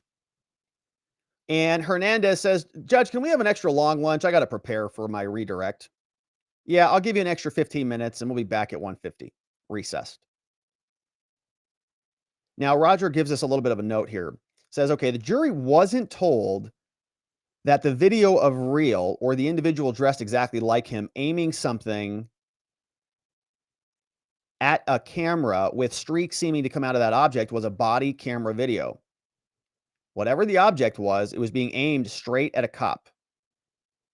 Whatever the object was. From a police body camera. Now, why weren't they told that? I don't know. Anyways, lunch is over. Judge Kelly's back on the bench. Remember, we're in a situation where we have 5 co-defendants and 50 plus alleged confidential human sources or government informants. And these 5 co-defendants are kind of on the same team, but they're also kind of not. They're also kind of adverse to one another in certain scenarios. So the question before us is whether or not any of these other co-defendants are going to want to ask any questions of Zachary Rehl. Judge asks that after lunch. And they can do a direct examination or cross-examination, I suppose. Judge comes back. Hey, anybody else want to ask questions? Pattis says, nope, no questions. Jaraguay says, we'll do a short redirect. No questions for Nordine or Pizzola. Now, Judge lets Jaraguay go first. Both lawyers agree to that. Metcalf reiterates Dominic Pizzola is also going to be testifying once Rehl is done. Zachary Rehl retakes the stand. Defense attorney Jaraguay takes the podium. He's representing Enrique Tarrio. Jury is called back in. Defense attorney is trying to rehabilitate, so to speak, this story, but only really with the focus on his client, Enrique Tarrio. Jaraguay says, all right, Zach, the prosecutor asked you about texts with your mom. Did those have anything to do with an understanding to storm the Capitol? Objection, overruled. No, had nothing to do with January 6th at all. And those texts, did they have anything to do with an objective you had to storm the Capitol? No, absolutely not. The messages that you sent to your brother, Zach, do those demonstrate an understanding you had with a gentleman here to storm the Capitol? Objection, sustained. I wonder what the objection was. Probably asked and answered maybe or something. Referencing any understanding you had to storm the Capitol. Did you ever talk about it at all? No, nothing. Any objective? No. What percentage of questions that you've been asked on cross have anything to do with January 6th? Objection, sustained. It says, now I want to show a text message introduced yesterday that contained a date error. Text message says, this is what I'm talking about. Citizens feel outraged, but they're seeing us stand up. He's saying there's all sorts of errors, right? He says, okay, this was an error, right? And that was an error. And that's not true either, right? And that's not true either. And Rehl is agreeing. He's saying, yes, yes, yes. Those are all problems. Zach, you don't know who did the extractions on these phones, do you? Objection, sustained. You were asked to confirm certain messages, and you confirmed some of these, yeah. And other messages, you can't confirm whether or not they're correct. Leading. Do you remember messages from other people? Yeah. Can you tell the jury whether the messages you sent were accurate? Objection, overruled. Sidebar. Now, this is another photograph that's already thrown in evidence showing Rehl in gator goggles and a black jacket. So we see here Rehl, gator goggles, and a black jacket. Okay, that's in evidence. Now they continue. Jaraguay says, asking you about a video of an African-American woman who'd stolen an American flag. You remember those questions? Yeah. She had a helmet on, right? Yeah. Waving a knife? Objection, leading. Do you remember how she was dressed? Yeah. Helmet, knife, black coat. What was she doing with the knife, swinging it around? Can women be dangerous as a man if they're swinging a knife around? Yeah. Jaraguay asks, did Enrique Tarrio invite George Mesa to the chat? Yeah. Did Mesa go inside the Capitol? Objection, sustained. Do you remember a testimony of Mesa here? Objection, sustained. So no, there wasn't. Did Enrique invite Fernando Alonso to the chat? Says, I don't know. Do you know if Alonso went inside the Capitol? Objection, sustained. So he's knowing he's going to get all these objections. He's just trying to show that there's a whole lot more to this story. I think this is intentional, okay? He's basically drawing these objections, but he just wants to get these facts out and the jurors to hear them, right? Who is this person? Who is Alonso? Who is Fernando Alonso? Who is George Mesa? The jurors are like, what the heck's going on here? And there's a lot more to the story. Did Enrique invite Kenny Lizardo, who we do know in this trial has come out as a confidential human source? Yeah. Was he a CHS? Yes. Did he go inside? Objection, sustained. Can't talk about that. All of this stuff has been very, very narrowly tailored. Did Mr. Kinnearson ask you if there was an understanding or objective to go into the Capitol? Was there any agreement, Zach, to storm the Capitol? No. Was there any plan to storm the Capitol? No. Did I meet with you 10 or 12 times the way the government met with Bertino? Objection, sustained. Did I promise you a sentencing deal? Objection, sustained. Did I lie to you to get you to testify? Objection, sustained. And Jaraguay is done. Okay. So he knows what he's doing there, and he did it on purpose. And the prosecutor's just springing out of the chair. Yeah. You plan to storm the Capitol? No. Did I meet with you 10 or 12 times to pressure you into doing something? Objection sustained. Did I promise you a sentencing deal so you could just skate out of there if you do exactly what I say and say what I want you to say? Did I lie to you to get you to come here today? Prosecutors, objection! Rah! Outraged over there. And he says, I don't have any further questions anyways. I'm done. Goes back. Now, the prosecutor says, Your Honor, may we go to the phones? Because he is pissed, right? He probably wants to admonish and sanction Jaraguay. And the judge says, not right now. And so now Jaraguay's like, oh crap, I know I'm in trouble for that one. Okay, that's some spicy potatoes right there. That's a spicy meatball, my friend. That's some hot sauce on there. And he did it. So shout out to Jaraguay. Sometimes you have to do it because how else are the jurors going to know any of the things that happened in reality in this case if you don't tell them? Because the judge won't let you tell them and the government's not going to tell them. So the defense has to just tell them, and the prosecutor is going to throw a hissy fit. Yeah, we're not supposed to tell them the truth about anything. And then they're going to throw a hissy fit. And the judge says, not right now. So Hernandez comes back up. She's going to do a redirect of Rehl, and she's going to try to rehabilitate him. So she says, all right, Zach, hey, let me start by asking you about that North Carolina rally. You were in a bunch of chats, you and Wolkind and something. Was Wolkind with you at that time? No. Was there any violence that day? No. He says, no, there was a threat of it. One of the things that happens with activism, people want to silence their opponents. Tell me about it. That's true. A lot of bluster and trash talk. The goal is to make your opponent feel uncomfortable. We prepared for the worst, but we always hope for the best. And if they had assaulted those women, I could have protected them any way I could. I would have protected those women. Carmen says, is that trash talk called trolling? Objection overruled. Well, I wouldn't call it trolling, but it's political BS, mudslinging, calling each other sides, names, and things like that. And so the rally went forward fine, Zach? Yeah. In fact, the counter-protesters actually marched with us, given it was about assault victims. We shook hands. We went our separate ways. Not a big deal at all. And you were asked about Kenny Lizardo? He says, yeah. Now showing a couple docs. You were asked about your intent on January 5th in the chat. Did you meet with Nordine or Biggs when you got there? No, I didn't. I wanted to, but I didn't. We went out, we were hanging out, we were smoking cigarettes. We were hanging out with some other people, Freedom, Brian Helion, Isaiah Giddings.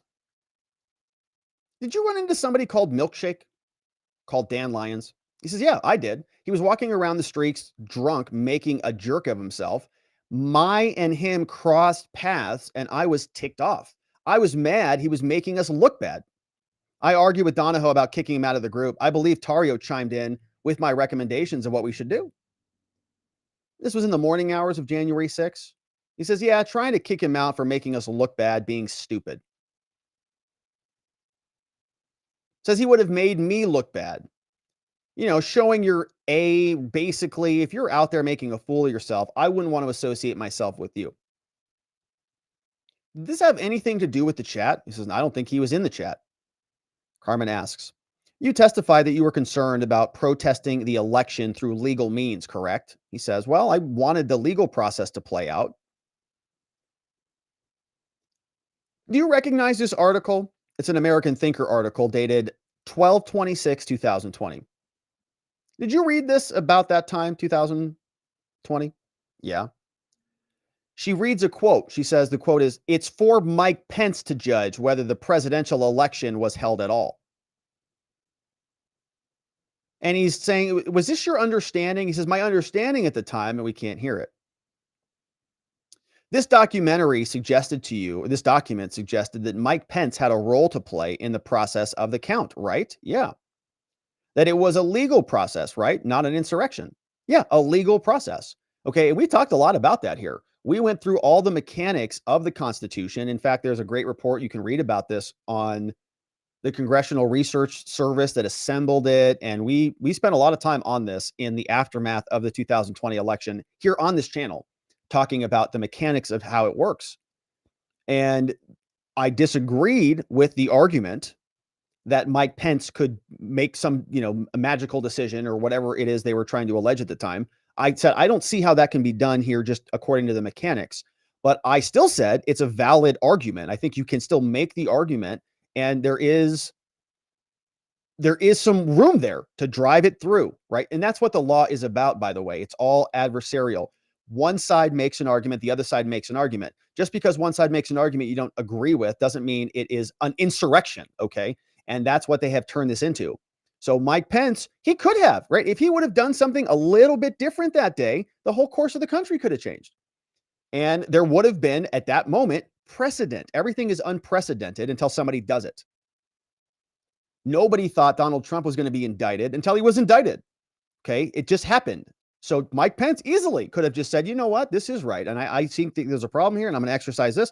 And this is how it works. And the country would have figured it out past then. But believing that does not automatically make you an insurrectionist any more than believing that a defendant has a right to a defense makes you a criminal. Everybody can make their arguments, and the process will allow the best ideas to play out and resolve themselves. So here, Carmen is making that same point. Says, this article said that Jefferson used this procedure and voted himself to be the president, essentially. Carmen said, you asked about Parler Post. You were asked about Parler Post and about traitors. Asked about Damon and John and Sonny. Are they members of the Proud Boy? Says, we had a group chat going. Two of them, Sonny was, Johnny was a prospect, and Damon is not a Proud Boy. Said, we had a group chat going, and they're going to talk about some of these messages. Judge says, okay, here's a good time for a break. Before we get going, jurors can take an afternoon break. Jurors come back. Hang on a minute. Maybe they're out. Yes, jurors go for a break. Now we're talking about evidence. Judge says, all right, we're going to go through these text messages one by one. Hernandez wants to get some of this stuff introduced, right? We left off here. We had a group chat. I want to introduce these text messages because a big part of the government's case has been to show these guys were conspiracies, were conspirators leading an insurrection. And where were they plotting this grand conspiracy? Well, in their text messages, actually in their Telegram chats, in all of the messages. So we've already seen motions from Carmen Hernandez talking about federal rules of evidence and the rule of completeness and saying, hey, if they're going to show maybe one side of these messages, maybe we can introduce some other messages from other people or other protests or other rallies that weren't the same as this case. Because you're trying to show that there's this concrete pattern, there's this common scheme, this common plan. We want to introduce other evidence to show that's not true. And if you're going to introduce some messages, we think the rule of completeness should allow us to fill in the gaps so we have a complete picture, not just your self-selected arbitrary government perspective. So Carmen wants to introduce this message. Says, I'm going to show some of these additional messages. Government is objecting now. They want to be able to introduce evidence of online videos for social recruitment. The woman, the black woman getting her head hit in after she was swinging a knife around. That's relevant. It's not hearsay. There's an admissible purpose for it, but these may not be. Let's see. Long sidebar. Judge Kelly excuses the jurors, the attorneys state. Apparently now we're going through each text message that Carmen wants to use one by one. Are some of these going to come in or not? Judge says, I know how I'm going to rule, Carmen. And Carmen is shaking her head. The judge says, stop shaking your head, Miss Hernandez. It's disrespectful. I've already ruled. Let's go on to the next one. Hernandez says, Your Honor, this is the most fundamental Sixth Amendment violation I've ever seen. My client has been subjected to harsh cross-examination.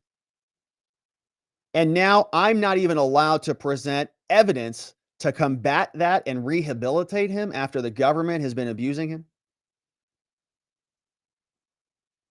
The judge says, I'm going to enforce the hearsay rules. Give me the next one. Moves on.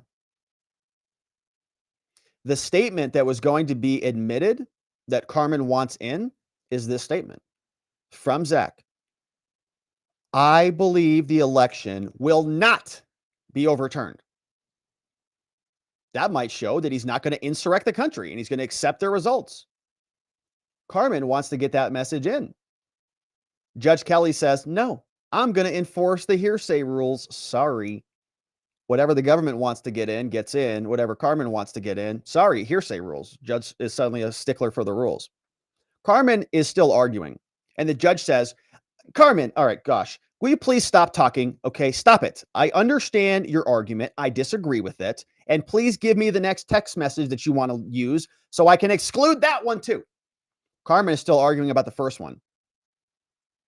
Said, Your Honor, he believed he was there to protest, that the legal process was going to play out. The judge says, I don't care. Why don't you give me the other two statements? What's your basis for the other two?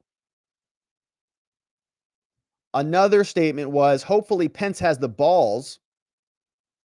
The next set of statements was, he's communicating with Damon on the 6th. Judge said, I'm going to look at the statements and we'll come back and make decisions. Judge comes back. All right, I've made my decisions. The exhibit where Rehl says, what's that mean? Can't be hearsay. It's a question. So it's been part of the direct, and so it's relevant. But the other two is the kind of evidence I've admitted at the government's behest. So that one makes it into. And the last one is circumstantial state of mind. And I think that's fair, but I'll allow it. So he rules for Hernandez and all three documents and changes his mind. All three of those documents come in. Wow. It's like a miracle. Let's see where this goes. I'm sure there's going to be something that happens. This is not going to stand. Here, bringing in the jury now. Carmen Hernandez resumes the direct and says, all right, Zach, now you were asked about Bertino and what happened back in December. Can you explain what you understand to have happened? Says, well, what he told everybody was that somebody came into our group, an objection.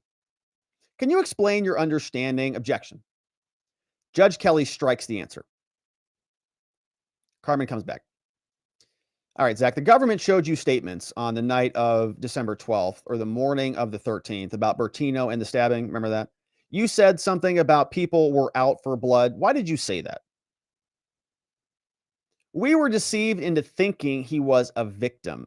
Objection. Judge says, hey, Zach, just tell us what you believed at the time, okay? Not we, you. He says, well, it was my understanding that he was the victim of a crime. I thought someone snuck into our group and started a fight with him, and he defended himself, and I later found out. Objection sustained.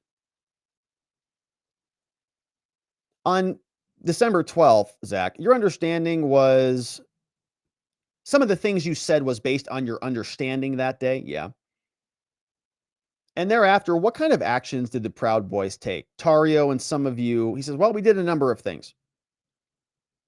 We reached out to law enforcement. Oh, you did? Yeah. To get the police to act? Well, we wanted to see what they'd do. What else did you do? We helped raise some money. We raised tens of thousands of dollars. We brought him into the chat. And the Zoom video, was Bertino in on that? What do you recall happening in that video? He says, well, he told the same story about being the victim. And as a result, the chat itself was set up to ensure safety. When you were at these organizers, he said, Zach says, when you're the organizer of an event, the last thing you want to worry about is any of your guys getting hurt or assaulted. Carmen asked, did you now punch anybody or destroy any property? No. The prosecutor introduced a parlor post, Zach. You talked about a civil war, remember? Yeah. He says, it was a text I sent to the group with Sonny, Damon, said a couple were not even Proud Boys. A couple were. So that chat was separate from the Proud Boys chats? He says, yeah, absolutely. The Civil War was totally separate. When your Civil War started, what was in your mind? He says, well, when I got up to that second level, the lead up was we'd been mocking news. And then by the time I got up there, I sent a video along with the text. Let me show you a video. Carmen puts it up. It says Civil War has started. You remember that? Is that the video? No, the date's wrong. Is this the video? Yeah. Is that the video you took on January 6th? Yes, I move it into evidence. Prosecutor says, Judge, may I have the court's brief indulgence? Judge is like, yes.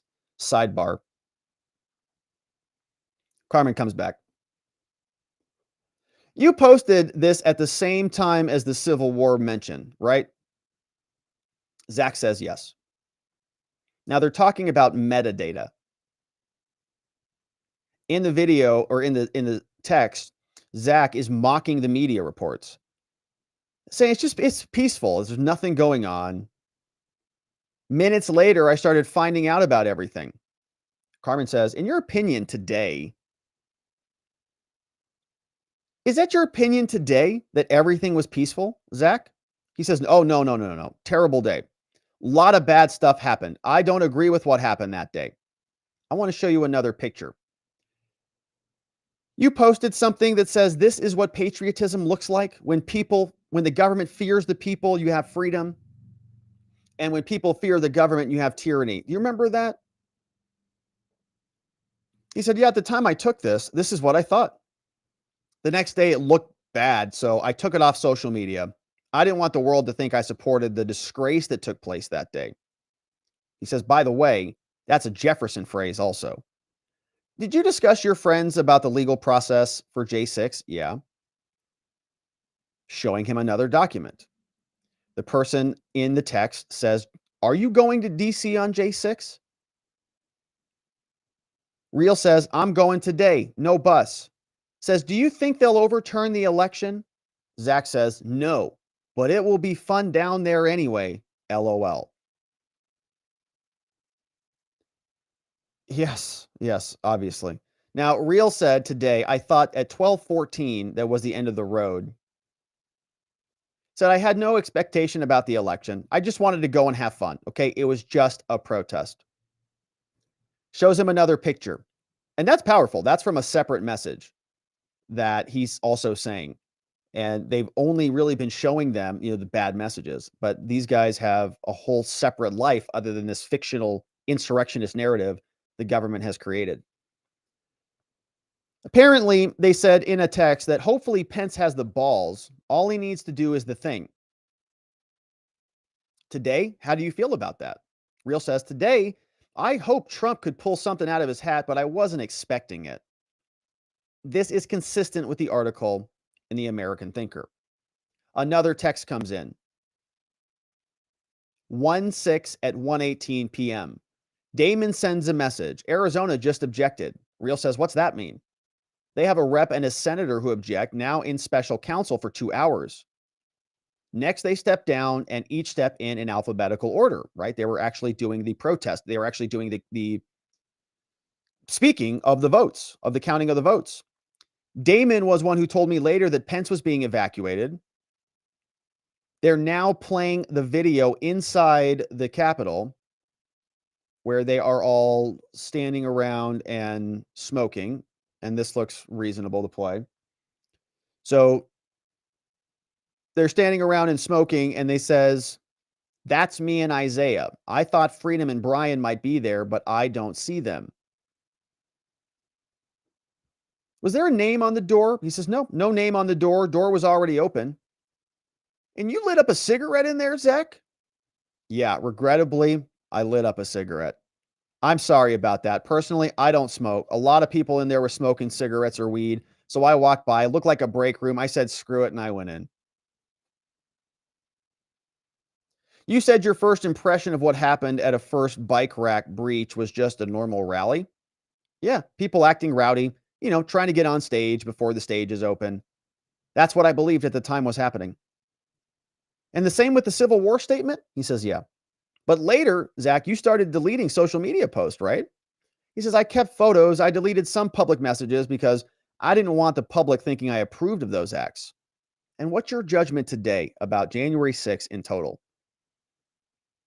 Zach says it was terrible. Lots of cops were assaulted. Parts of the building were destroyed. You could say it divided our country. I don't approve of it. At time, I didn't think I did anything wrong. I still think that, but I shouldn't have gone in the building and shouldn't have smoked a cigarette. I didn't think I'd be charged with 9 felonies for it. Well, unfortunately, you weren't a Fed. Yeah.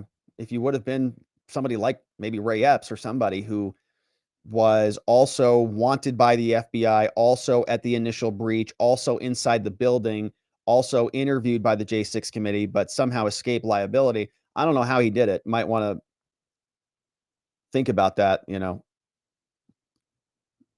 I'm curious as to how we have such major double standards in our justice system. But yeah, I didn't think you'd be charged with 9 felonies for it either. In fact, you could ask yourself why a bunch of other people are not charged with 9 felonies for the times that they have breached or made threats in other governmental buildings around this country, which is happening very regularly now.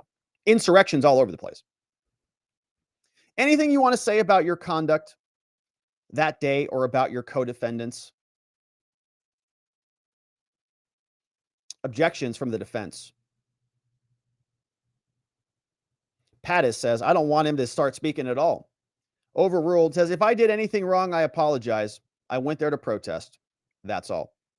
Says, I thought it was just going to be another protest, and when I left, that's what I thought it was. Carmen asks, were you ashamed? Zach says, wish I'd never gone in the first place. Not much I can change now. If I could, I would. Hernandez is now done. No further questions, Your Honor. And the jury is excused for a break. Now we're getting near the end of the day. The judge is now instructing Pizzola about his right to remain silent. Says, you know, nobody can force you or compel you to testify. And if you want to exercise your right to remain silent, you are afforded that right under the U.S. Constitution. We cannot comment about that, and so on and so forth. Yes, Your Honor, I understand that. I intend to waive my right to remain silent, and I intend to testify. They're arguing about some of the motions. Norm Pattis is talking to the judge about some limiting instructions that he wants to read to the jury. And now, Dominic Pizzola takes the stand. The jury is being brought back in, and Dominic Pizzola is another Proud Boy defendant. Salt and pepper beard, much better groomed today, hair much shorter today, wearing a dark suit, plaid tie, blue and gray accents. The judge reads a limiting instruction to the jury, says, all right, ladies and gentlemen, anything about Zachary Rehl can only be used to judge Rehl's state of mind. The jury says, okay, yeah, we understand. They have no idea what he's talking about. Defense attorney starts. How you feeling there, Dom? I feel good, Steve. Ready to do this. I'm taking the stand today to take responsibility for my actions on January 6th and to explain how these men over here should not be held responsible for my actions. I never even knew these gentlemen till January 6th. Dominic Pizzola is taking the heat for the entire group. These men over here should not be held responsible for what I did. What did you do, Dom? I got caught up in all the craziness. I trespassed at the first breach, at the second breach, maybe the third, basically all of them, all the breaches. I did grab a riot shield. I feared for my life. I grabbed onto it. I pulled onto it. Everything happened in a split second. I saw blood on the ground. I tried to explain to cops, it's not legal to shoot people in the face. But bullets started coming down. I fell down. Someone grabbed the shield from the police officer. I grabbed it from them. I was angry. I was upset. I'd seen mothers grabbing their children to get them out of the way. I'd seen elderly with heads split open. I was angry. I was upset. And so I made my way up into the Upper West Terrace. Says, yeah, I broke one pane. Just one pane. I did break it. The other pane had a 2x4 thrown through it already. I broke that one out, and then I entered the building. I followed the crowd. I made a video. I stayed in the building for 23 minutes. I gave the shield back to the police. And I had no intent to permanently deprive the government. Prosecutors' objection calls for a legal conclusion. Sounds like he's reciting the law. I had no intent to permanently deprive the government of their property, right? Defense attorney says, I want to ask you about this time period between December 11th and the 20th. There was an event. Can you tell me about that? Yeah, Rehl was there, Biggs there, Nordine was there. I never had met any of those guys. Tarrio, I knew who he was. I had just joined the club, the Proud Boys, I think about 7 days at that point. My really first rally. I was pretty excited about it. I wanted to hear the speech. And Dom, someone has a picture of you and Enrique standing together. Yeah, I saw that. I didn't know him. I had never communicated with him at that time. But you had a picture taken in the Washington Post. He says, yeah, we did, but I didn't know him. Reporters were taking pictures of other people. They were, but a bunch of them came over to me for some reason. I don't know why. Because he looks mean and scary. That's exactly why. I know. Any plan with regard to January 6th? Dominic Pizzola says, no. I never knew of any plan. I never knew anything. Only with the organization for about a month. Most of the chats I was in were in the NYS chapters and a Proud Boy main chapter. Even Bertino, I didn't know who that was. You never talked about any plans? Yeah, no plans. What chapter were you involved in, Dom? I was supposed to be with the Rochester chapter, but I heard they stopped vetting, so I hooked up with the Central New York guys. I like them guys. I hung out with them. I met Matthew Greene there. Are you in any national or leadership chapters? No. He says, from my understanding, every chapter is autonomous. Degrees are like, a status thing. What did you believe the purpose of the Proud Boys was? He says, I believe the purpose, every time we came to DC, the purpose was protection of basically Trump supporters. I'd seen on the internet the summer of 2020, a lot of people being brutalized. I was in the military. I was a boxer, pretty good boxer, standing up for people who couldn't stand up for themselves. I seen a lot of families and elderly people being attacked. And how would you protect them? When I saw Proud Boys being out there and being rowdy, we were taking the heat off them. Like in the military? Yeah, I was infantry. Joined 97, 98, basic infantryman, rifleman. We confront the enemy on the ground, anti-personnel obstacle breaching systems, cleared landmines, trained to go to the desert in California. We did protests in embassies, non-lethal tactics, crowd control measures, those types of things. And you found yourself suddenly at one of Enrique Tarrio's speeches. Yeah? Yeah, just by chance. You were in the front line on the West Terrace. Yeah, there was. I was looking for people. Did you see any of the Proud Boys having a culture of violence? Did you see that, Dom? No. It was a culture of toughness, strength of men, brotherhood. I played a lot of sports, hockey, boxing, camaraderie. It's the closest thing I can get outside the military. I turned 21 in boot camp, was in the military for 6 years. So I left when I was 27. I was 43 when I applied for the Proud Boys. I was too old to be a boy. Worked, started a business, raised a family, kept myself with my business, ate, drank my work, worked day and night. Wife wanted to stay home, raise the kids. I supported her decision. And it wasn't until COVID hit that business started slowing down, that jobs would be getting canceled. And then I had to start letting people go and start obsessing. So my wife told me to find a hobby. I had 10 employees before COVID. I had to get rid of everybody except one guy. We were miserable. We were in the flooring business for buildings, hospitals, and schools, fast-paced. For us to just be sitting, trying to find work, it was stressful. It took a toll. Yeah, and many of these consequences were a direct result of our government. Lest we forget. Defense says, yeah, Lisa, your wife, testified about an event at Rochester. And remember, Dom's wife has already, no, actually that was Rehl's wife, I believe, testified. I could be wrong about that. Strike that. I forget whose wife testified. I remember her calling me and telling me she'd come home early because there were riots downtown. Turned on the TV. There was a live TV, was a job trailer for a job I was supposed to be on. Dominic says, so now I'm watching the job trailer burn down to the ground. My job was canceled. I'm looking for work. I'm dying for work. His job gets canceled. Now, of course, right in the middle of this powerful testimony about this man losing everything, Judge Kelly says, up, now's a good time for a break for the evening. And so we're going to excuse the jurors, and we're going to release them for the night, and we'll get to the attorneys. You guys stick around. Judge says, okay, well, before we close up shop for the day, says we have to talk about him being incarcerated. Anything else you want to bring up?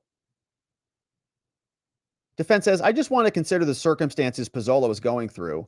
Hard to say I sat down to FBI on 2 occasions and lied to them to be a fake story. And fast forward, I'm sitting next to that individual.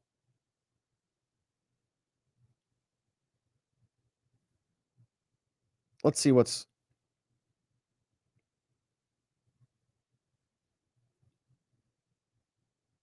Judge wants to revisit this, and apparently the defense is making this argument. I'm sitting next to the individual when efforts were made to correct the statement. Meeting I set up and made clear. All right, let's fast forward through this. The judge says,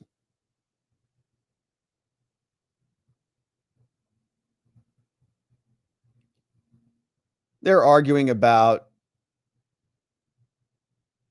some evidence and admissibility. And we'll fast forward through this. Let's see where they wrap it up. All right, judge is asking, are we going to get to closings this week on Thursday? Court suggested we would not split closings over the weekend. All right, so scheduling stuff. End of the day.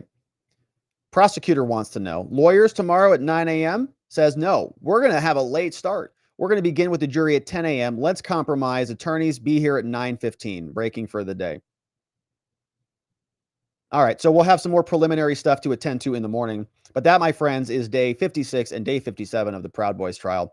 And man, we had some juicy testimony there. So we've got some new evidence, some new inquiry about this man in the mask. We don't know how well that's settled with the jury. We know Carmen Hernandez is constantly fighting with the judge to try to get evidence in. We had Dominic Pizzola take the stand after Zachary Rehl was cross-examined. And so we'll have a full maybe day plus of testimony from Pizzola. Maybe we'll finish that up tomorrow. But that is day 56. And of course, we'll continue to cover it. So that, my friends, is it for us on the day. We covered a lot of stuff. Proud Boys trial. We covered the COVID origins hearing. We heard from Donald Trump again down memory lane that the pandemic comes from China. And we also heard from Comer and John Ratcliffe, the Director of National Intelligence, the Congressional Subcommittee on COVID origins, hopefully getting to the bottom of it. But now let's hear from you and from our friends over at watchingthewatchers.locals.com, the amazing super chats that came in. And hey, Dolphin fan, I saw right at the start of the show, invited 5 new members to our amazing community. And so thank you very much, Dolphin fan, and welcome to all of our new members. We saw Dolphin fan this morning on our member-only morning stream, which is a ton of fun. We'd love it if you joined us on those events. And so thank you to Dolphin fan for bringing those in for us. And let's see who else is in the house on YouTube. We had some nice super chats today, everybody. Thank you very much. John McGarvey is talking about movie night. Yeah, we got to get a movie night scheduled. It's been on my to-do list for a long time. My current hang up is I don't know what movie to watch. And there's so many great suggestions. I'm having buffet fatigue. It's like I don't know which one to pick. So we're just going to have to pick one, I guess, and just get right to it. And so that's for our members. We're going to do movie night. Yeah, I have analysis. I have paralysis by analysis. I can't pick the stinking movie. I don't know what movie to pick. And there's so many great suggestions. I'm like sitting here going, all right, should I organize a spreadsheet? What should the rating be? What's a community appropriate movie for everybody to watch? Who's not going to be offended by that thing and all the thing? And so I'm like, oh gosh, this is a complicated process. When really I should just pick a movie and we should just watch it. Maybe I'll just do that. Well, we'll see. Maybe somebody will just pick one for me. And anyways, we'll get to it. Thanks, John. I think John submitted that on all of the different platforms. Yeah, that's right. John submitted that this movie night. That's on Rumble. It's also on Locals, and it's also on YouTube. So it absolutely has to get done. Obviously, I mean, we're notified in 3 separate places. So thank you, John. I apologize for not getting that done. All right, so we'll work on that. Thank you, John, for the donos everywhere. Jonah Ryan says, I'm tired of hearing sources and methods. Me too. We know, we know exactly what your sources and methods are on Little St. James's Island. From Jonah Ryan. Yeah, that's where Bill Gates and a lot of the other so-called, sophisticated leaders of the world were all hanging out. Jonah Ryan. I'm also tired of hearing sources and methods. What sources and methods? Discord? Idiots. All right. Adam says, Trump, rain falls from the sky. Them. Fact check. Rain is false. It's pulled by gravity. 2 Pinocchios. It's true. It's TDS to a maximum level. And a lot of people, I think it's their new identity. It's their reason for existence. Donald Trump is responsible for everything. I can't believe it's raining and he did this to us. Insurrection of the weather. Ray K says, Rob, if they now identify as the Pride Boys, you think they can get off? They should.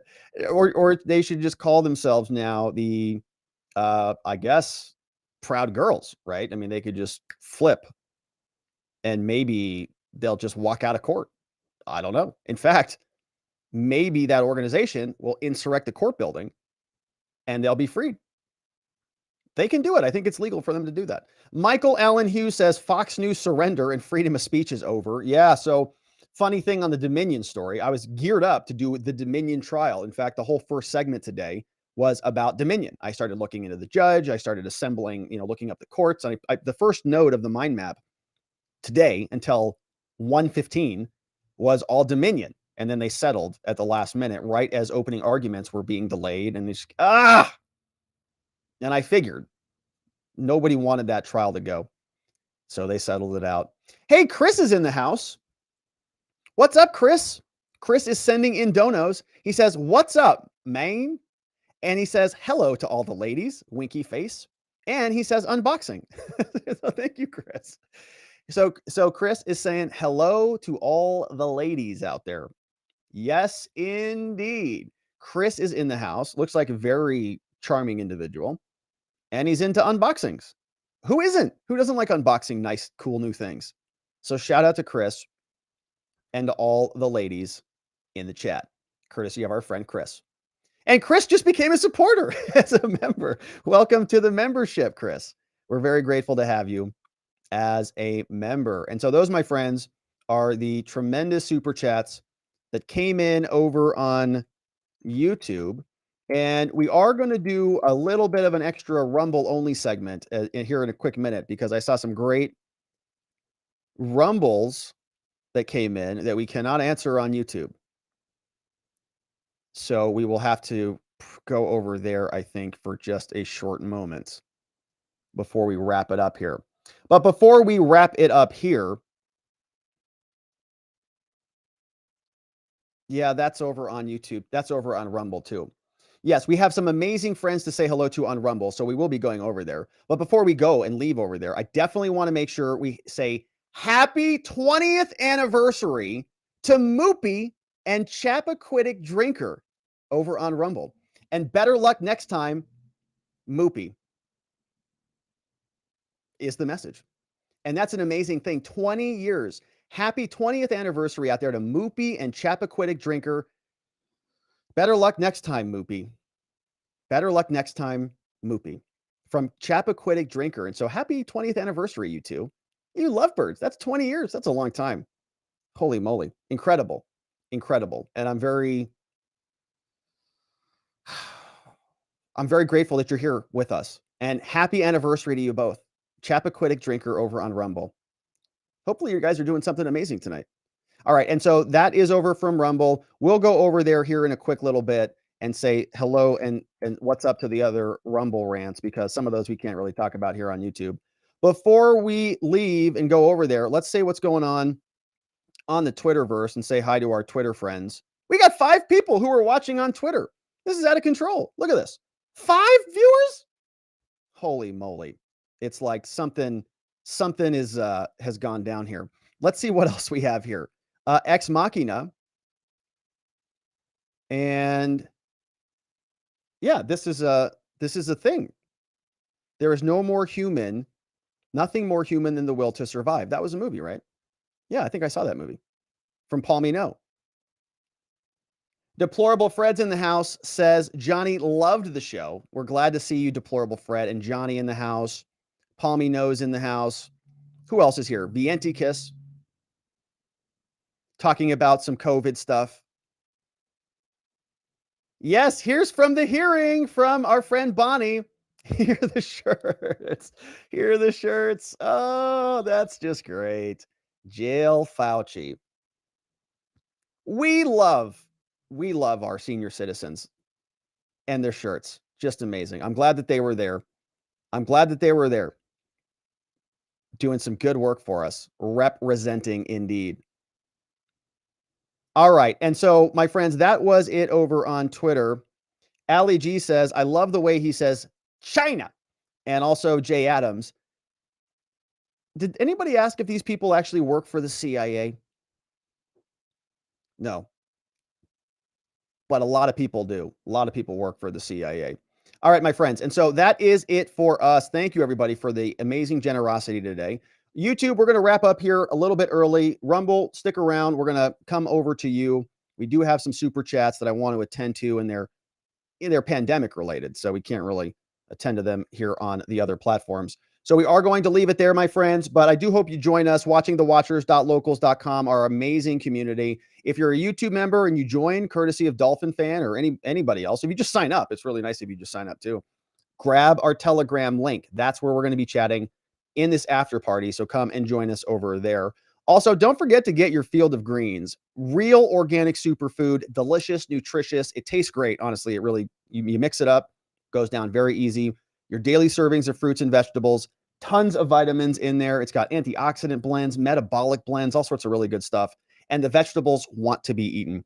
That's why they are here. Look how happy they are on the screen. Look at that. They're delicious. They're nutritious. You'll be bursting with delicious green energy at fieldofgreens.com. Don't forget to use code Robert when you check out. We also have this mind map technology is available now. You can grab it at spotlightlawyer.com/mindmap. And you can create your own account, free account, and you can get a paid account with some extra features and stuff. But I use it for all sorts of stuff. I mean, I use it for my show prep. I use it for my personal development stuff. I use it to organize thoughts and big projects, and you can just move stuff around. It's very, very fun and easy. So check it out, spotlightlawyer.com/mindmap. Shout out to the mods who mod down the fort for us and keep things nice and orderly in the chat and around our lovely community.